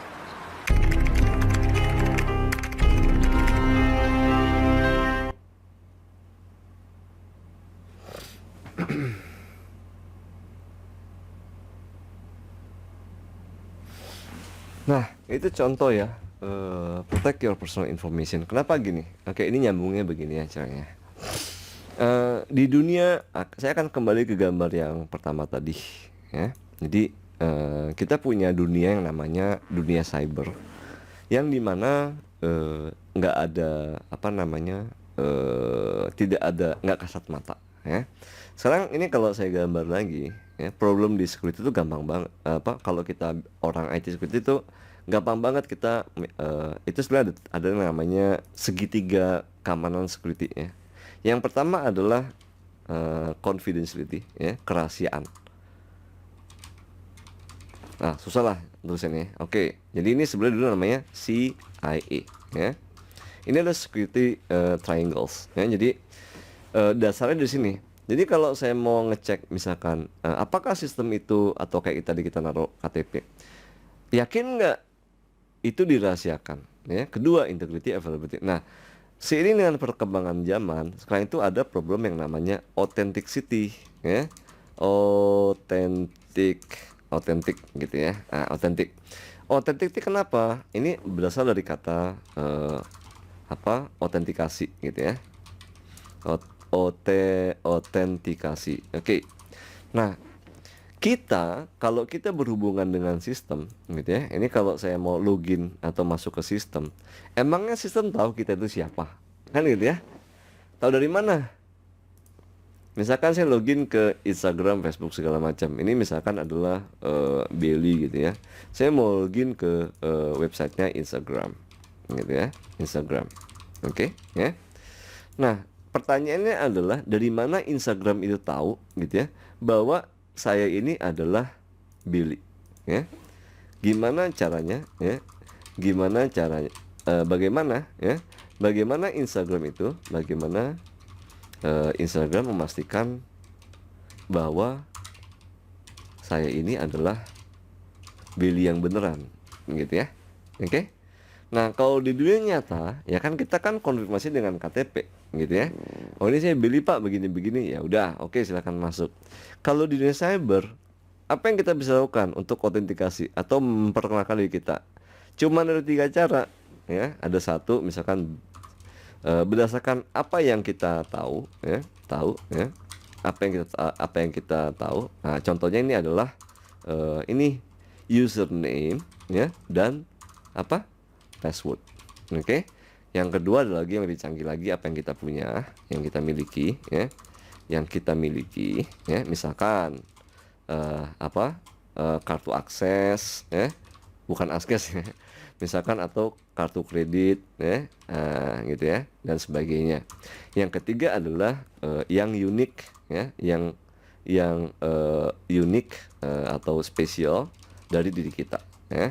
Misalkan ini adalah sidik jari kan gitu ya, atau misalkan apalagi suara dan sebagainya. Nah, the problem sekarang itu adalah ini, problemnya kebanyakan website ini hanya menggunakan username dan password, ya. Jadi problemnya kebanyakan website ini masih menggunakan username password. Percaya apa enggak, ya? Nah, problem lainnya adalah mereka itu kebanyakan website menggunakan username-nya itu adalah email. Misalkan kalau email saya adalah email, ya, .beli.com, misalkan seperti itu. Nah, kalau teman-teman udah tahu email saya, itu udah tinggal satu langkah lagi untuk masuk ke sistem. Karena Instagram, Facebook, Amazon, eBay, mereka cuma nanya Anda emailnya apa. Karena email itu unik, ya. Nama boleh sama. Mohon maaf nih kalau yang punya namanya Agus gitu ya. Nah, terus apa lagi? Joko gitu ya.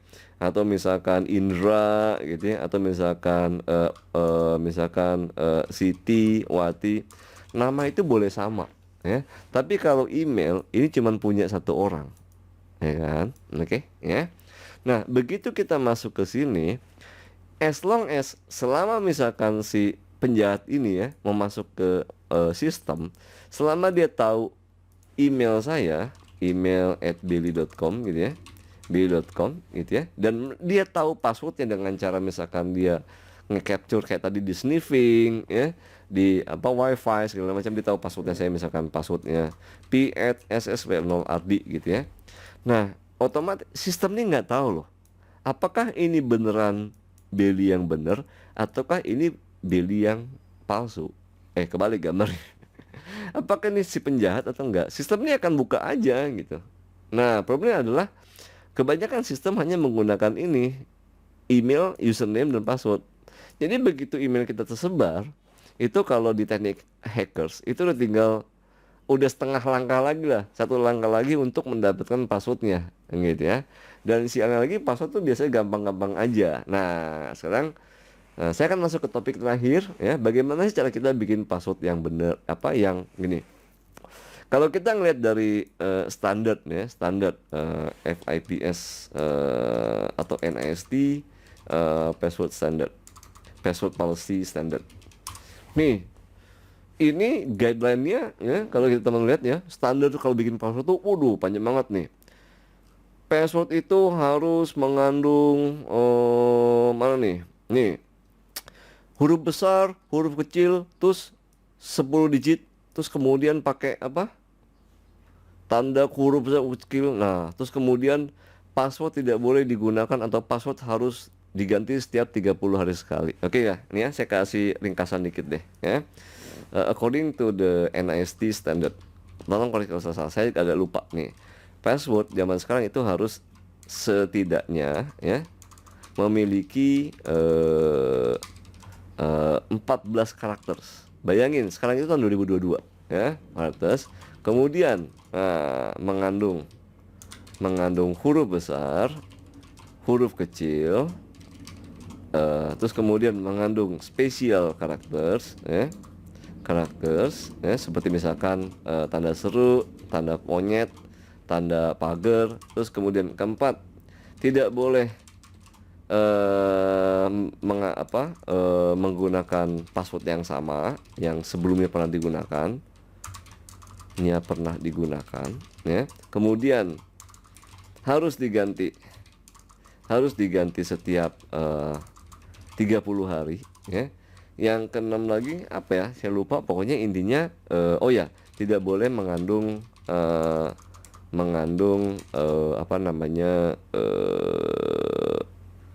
nama atau email. Misalkan email saya belly@belly.com, ya. belly.com. Nah, misalkan saya suruh bikin password 8 karakter. Misalkan password saya adalah capital atau misalkan password gitu ya, password Belly gitu ya. Lalu kemudian capital at misalnya 123.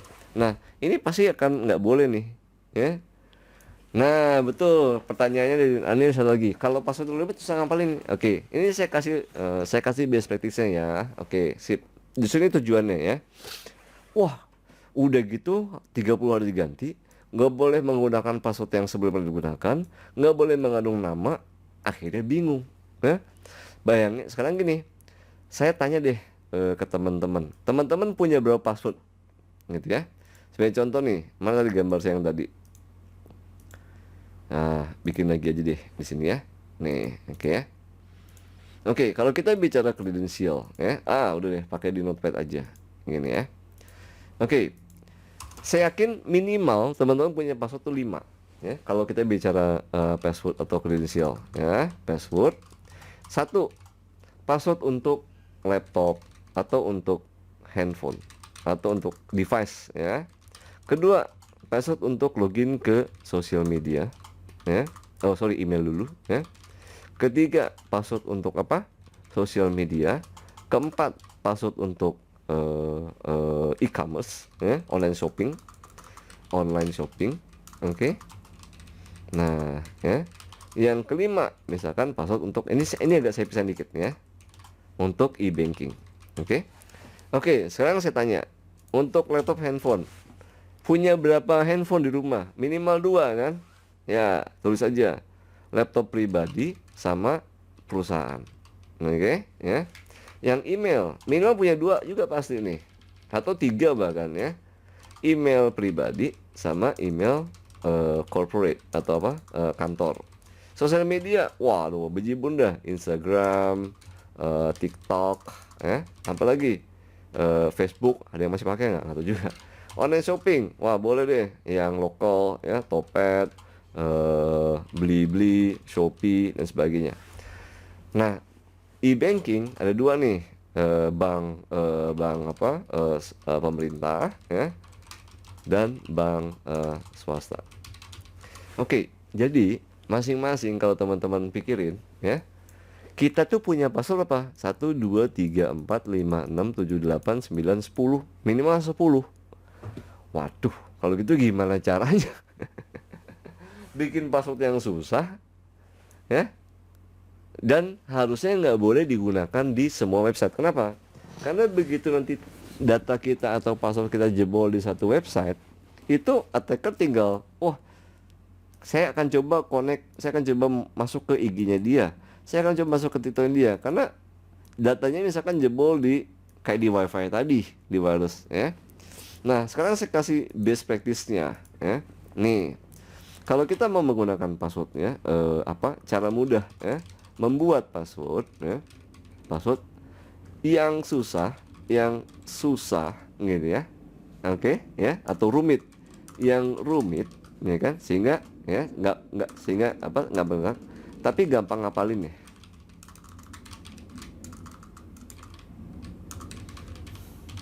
Oke, satu itu ya. Kedua ya, cara membuat email yang berbeda-beda di setiap website. Oke. Ribet dong Pak. Berarti saya harus bikin berapa email? 10 minimal gitu ya. Oke, ini saya kasih contoh ya. Kalau kita punya account di Instagram, misalkan Instagram ya. Nah, kita kan punya email yang utama ya. Email utama kita, misalkan saya nih ya, adalah belly@email.com. Nah, teman-teman tahulah email saya gampang nanti ya. Nah, begitu saya misalkan mau register ke Instagram, itu sebenarnya kita bikin email baru. Misalkan nih yang gampang nih, Belly Instagram ya, @gmail.com. Begitu saya membuka account di Tokopedia gitu ya, saya bikin email baru, Belly Topet gitu ya, topet@gmail.com. Oke. Begitu saya mau buka account di Amazon gitu ya, saya bikin email baru, bellyamazon@gmail.com. Ribet ya. Tapi ingat tadi, semakin aman, semakin memang agak sedikit tidak nyaman. Nah, nih, kan kita pengen tujuannya ini ya. Nah, passwordnya apa? Untuk passwordnya, nah saya bikin master password ya, dalam tanda kutip ya, master password. Oke ya. Passwordnya apa? Misalkan seperti ini. Untuk saya punya password nih ya. Saya kasih tahu nanti password tuh kalau 8 karakter itu gampang banget ditebak, cepet zaman sekarang. Kita harus bikin password yang panjang. Panjang, oke. Kalau saya kasih tahu ya, sebentar saya kasih satu contoh ya, sebentar ya. Ini ada statistik URL, sebentar, password. Nih, dengan adanya kecepatan komputer zaman sekarang, nih ya, kalau teman-teman lihat nih, misalkan nih masa passwordnya ya, B3LLY at berapa nih? 1 atau 1 gitu ya. B3 at 12345 misalkan atau gini at 1. Ah, ya kan? 1 2 3 4 5 6 7 8. Ini cukup kompleks nggak? Kompleks ya. Oke, ya. Nah, dulu ini susah, rumit. Tapi percaya nggak? Kalau saya bikin password sekarang ya, yang panjang, misalkan gini. Nama saya Belly Rahdianto. Nah, gitu ya. Ini ada berapa? 1, 2, 3, 4, 5, 6, 7, 8, 9, 10, 11, 12, 13, 14, 15. Lebih 15 ya. Belly Rahdianto. Dan ini password Instagram saya. Gitu ya. Instagram password saya di tahun 2022. Oke. Percaya apa enggak? Ini kayaknya, ini kan kayak lebih rumit ya. Tapi ini gampang diingat. Cuman apa? Ini susah, butuh waktu nebak. Ini saya kasih tahu gambarnya, ya. Nih, ini sekarang itu ya. Kalau kita bikin password cuma 8 karakter, walaupun gabungan dari huruf besar, huruf kecil, letters, symbols, 8 karakter itu cuma 40 menit udah bisa jebol. Oke? Ya. Ya, SSO itu ngeri sekali, betul. Nanti saya cerita ya.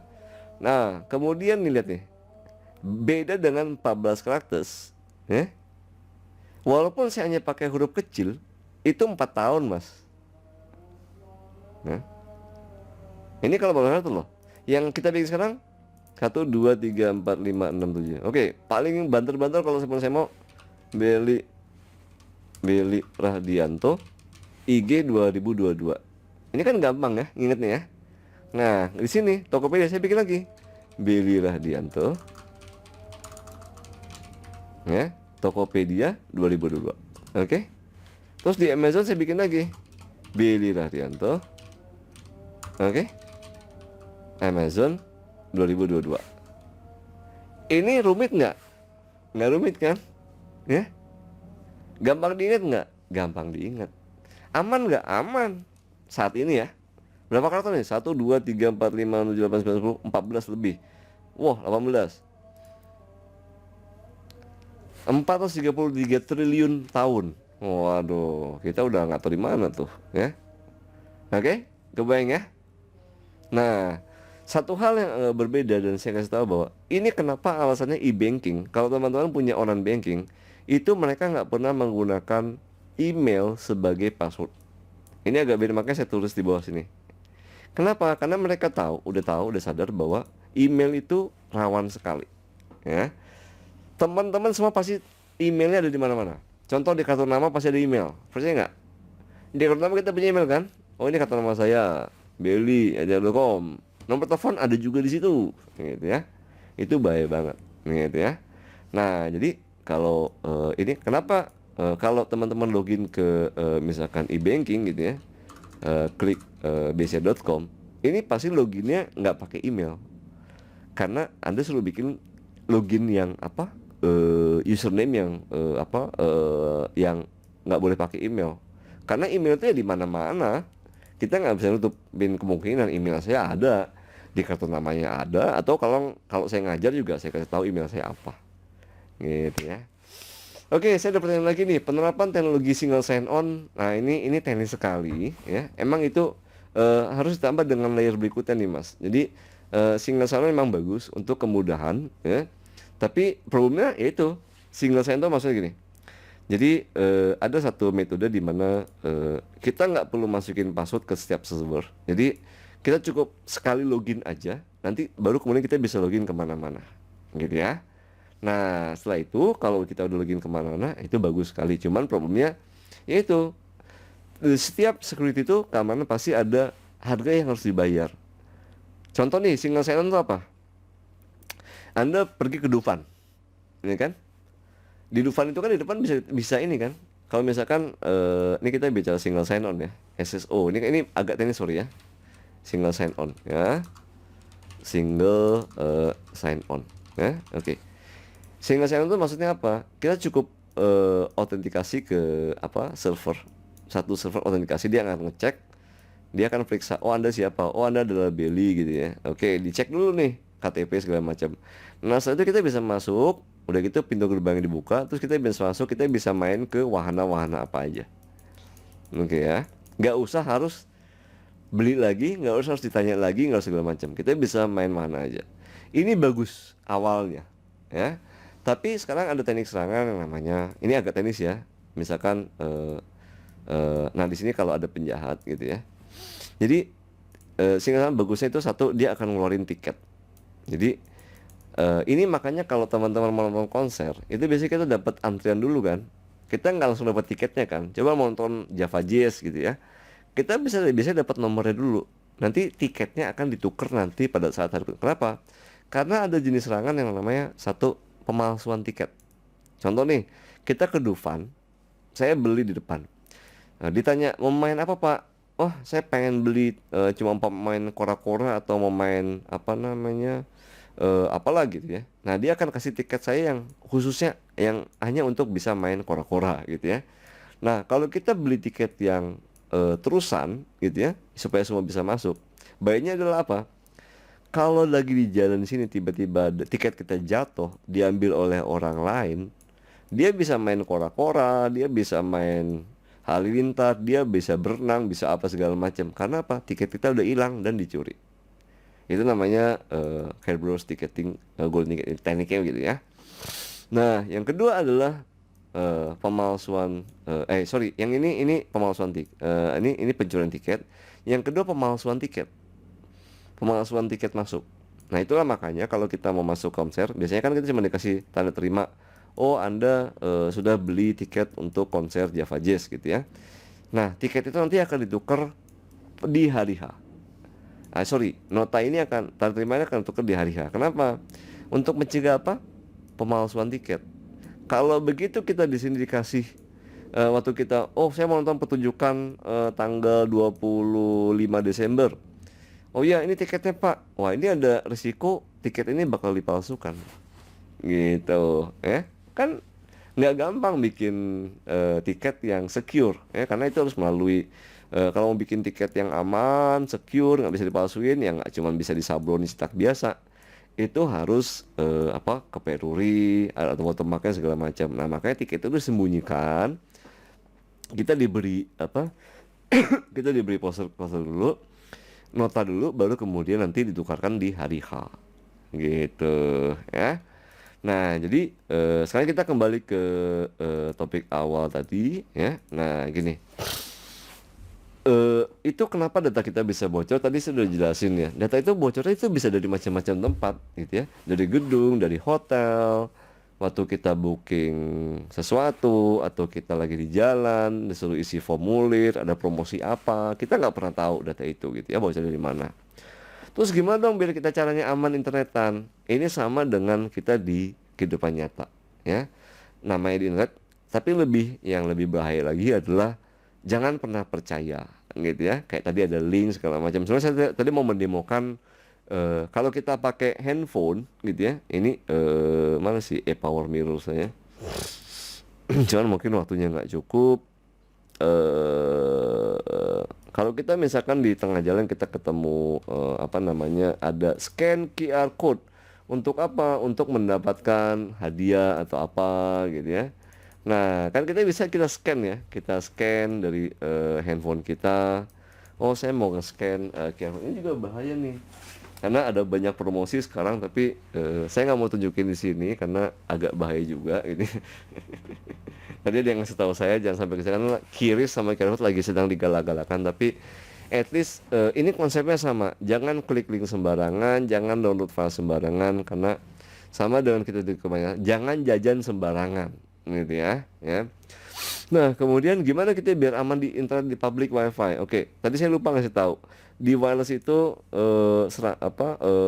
threats-nya, ancaman itu ada beberapa ya. Satu adalah ancaman serangan terhadap menebak-nebak password. Yang kedua adalah ancaman terhadap yang namanya wifi palsu. Istilahnya fake access point ya. Apa itu wifi palsu? Contoh gini nih ya. Kalau kita ke satu tempat terus kemudian saya lihat oh ini ada wifi segala macam ya segala macam. Oke. Gimana teman-teman bisa bedain antara wifi yang asli dan wifi yang palsu? Sebagai contoh gini nih. Saya bikin ya dengan menggunakan alat tertentu gitu ya.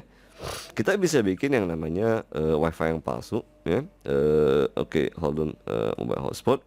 And then dan ini biasanya udah ini nih. Udah naluri atau udah bawaan kita gitu ya. Bahwa kalau kita cari wifi itu biasanya pengen cari yang ya cepet gratis gitu ya. Ini sebagai contoh saya bikin di handphone saya. Nah, ini teman-teman nanti bisa lihat nih kalau kita refresh lagi, nih lihat yang ini. Nih ya, Starbucks free wifi gitu ya. Kan biasanya kita pengen connect, wah ini gratis nih gitu ya. Satu itu. Kedua kalau di hotel juga, oh ini lobby free wifi dan segala macam. Nah sekarang pertanyaan adalah, kamu tahu dari mana kalau ini benar-benar wifi-nya punya Starbucks, wifi-nya punya lobby hotel. Lobby hotel banyak lagi. Kalau kita masuk ke konferensi hotel kan ada acara di hotel, ini lobby main hotel, wifi lagi segala macam. Nah itu berbahaya tuh. Oh ini, oh ya, it's okay, no problem ya. Nah itu contohnya. Jadi again, terima kasih buat semuanya. Ini sekedar awareness aja yang kebetulan terfikir di saya. Dan kenapa nggak pakai nama asli untuk mencegah? Ya betul mas itu ya penanggung hotel mereka minta KTP ke resto. Kalau bisa boleh nggak jangan pakai KTP. Challenge saja orangnya ya. Boleh nggak usah KTP? Boleh nggak ini? Kalaupun KTP boleh nggak nama kita segala macam gitu. Karena itu yang tadi saya bilang data kita sebelumnya udah bocor dari dulu gitu. Dan kita nggak tahu titik bocor itu ada di mana. Itu yang jadi masalah. Itu bocornya bisa dari entah dari di hotel, di resto, di daerah atau di tempat-tempat makan atau survei kan kita nggak tahu kayak gitu seperti itu. Jadi nah tapi itu kan memang data yang publik sehingga kalau data publik itu seperti yang tadi videonya saya kasihin, data itu data publik ya hati-hati artinya kita harus waspada ya jika suatu saat nanti terjadi kebocoran data ya jangan langsung wah ini menyalahkan seseorang atau segala macam, tapi kita harus mikir dulu gue pernah naruh data ada di mana aja gitu ya. Kita pernah ngasih data di mana aja dan kira-kira apa sih yang kita bisa protect dari situ gitu. Jadi itu pesan moral dari saya dan ini free ya. Again silakan tolong disebarluaskan di chat buat mau ngerekam livestream di medsos, feel free, nggak ada copyrightnya, silakan sebarluaskan kemana aja.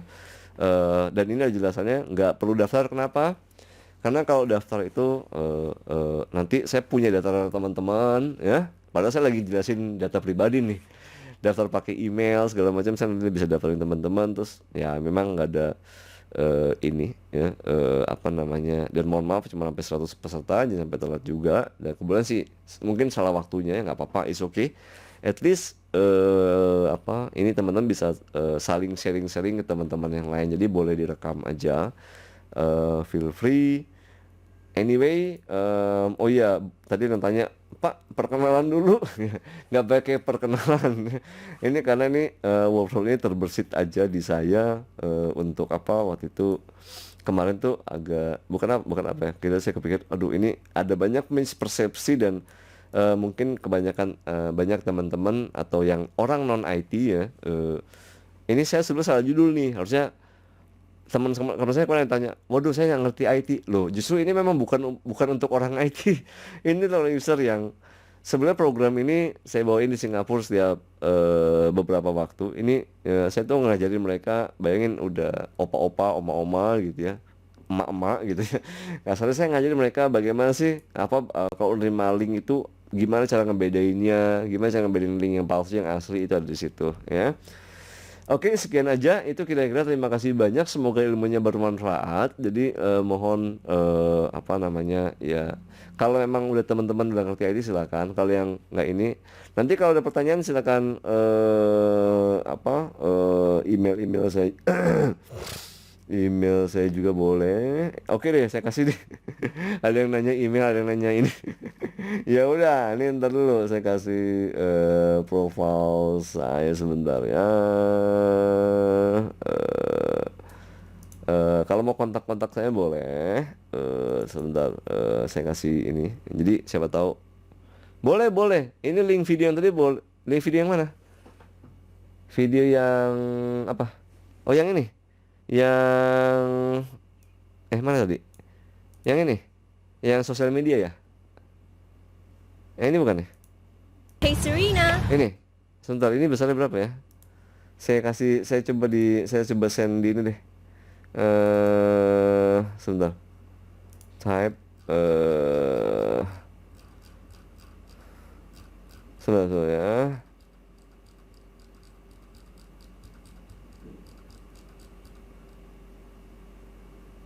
4 mega kok. Iya, boleh. Sorry, bentar dulu. Nih saya kasih videonya ya. Kekirim nggak tuh di chatbox WhatsApp-nya?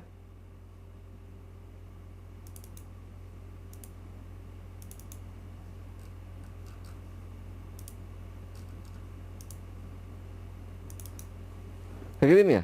Oke. Ya anyway, sorry.